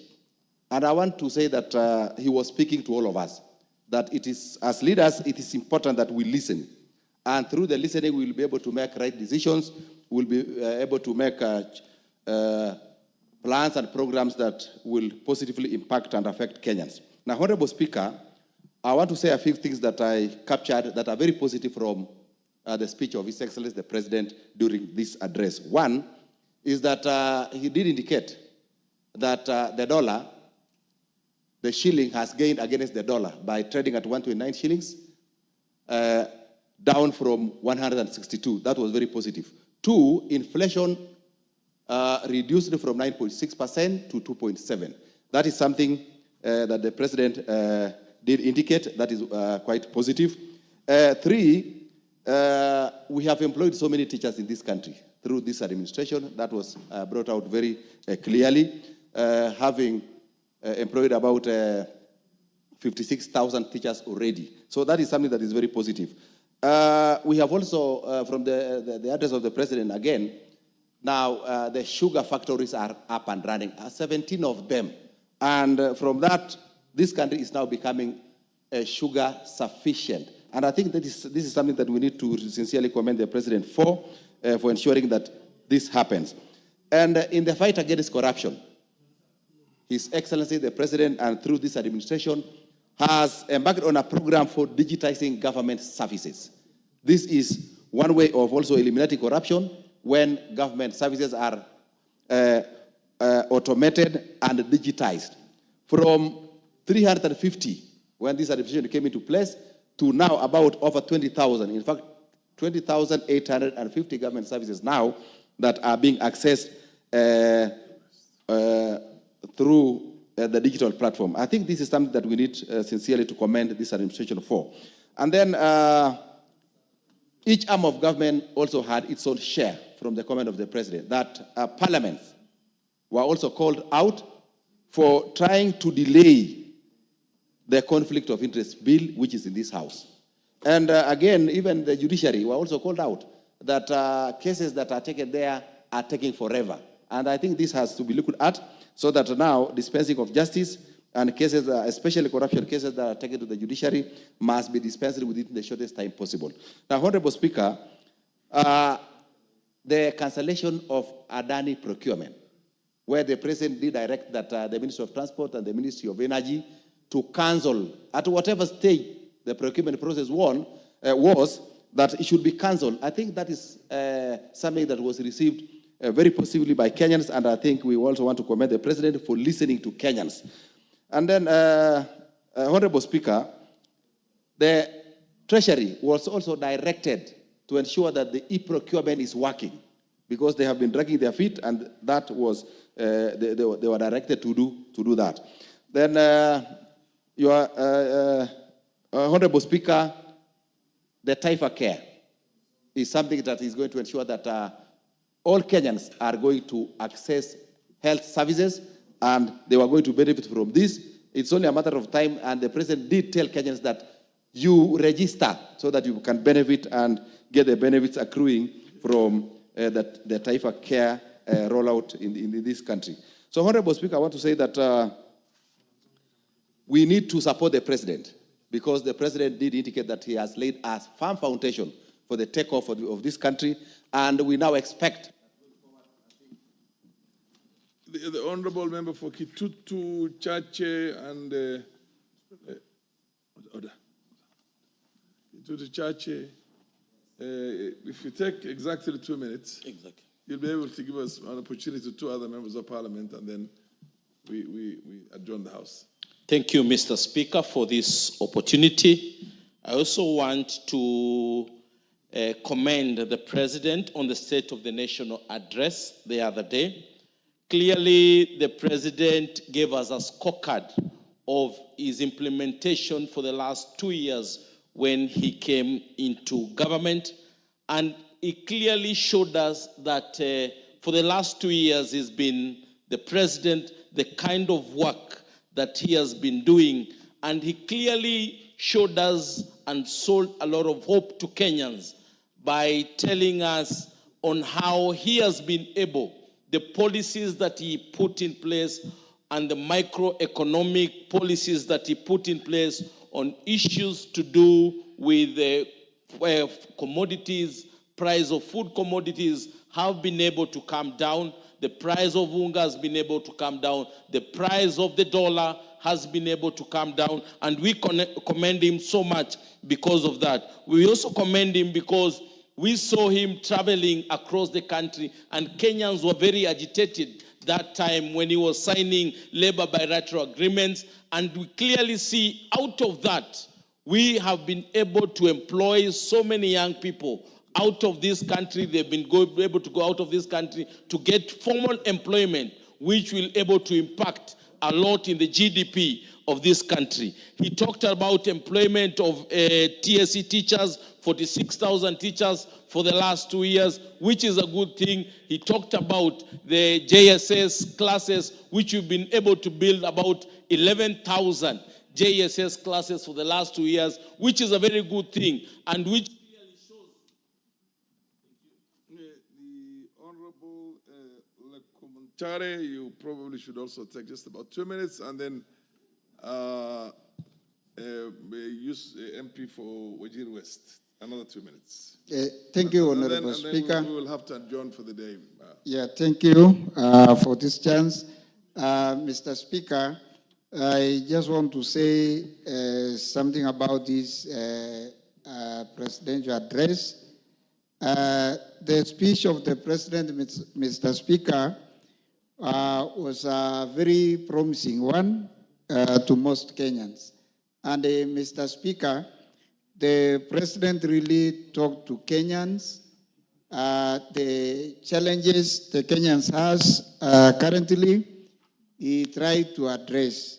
And I think, Mr. Speaker, maybe what he has said in this speech, the government now has to implement what is remaining. If you look at about the education, the challenges in our universities need to be addressed.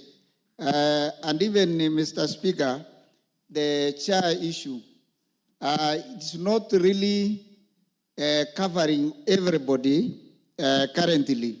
In some other places, they are not working. And I think, Mr. Speaker, the very important thing President said even several times when he was campaigning, that there will be no any other abduction in Kenya. And Mr. Speaker, we are still missing some people. People are missing. And Mr. Speaker, if nobody is abducting, then the government has to be alert so that our people will not disappear. Thank you, Mr. Speaker. Honorable members, the House has a tradition. The tradition is the maximum that you can use the discretion is 5 minutes, and I don't intend to alter that tradition today. Honorable members, the time being 9:05 p.m. Order. The time being 9:05 p.m. Like I said, even in the previous session, the Honorable Member for Wajir West and the Honorable Ruku will have an opportunity at the very first beginning tomorrow when we resume for the same. I'll make sure that the chair has that communication, if you're there on time.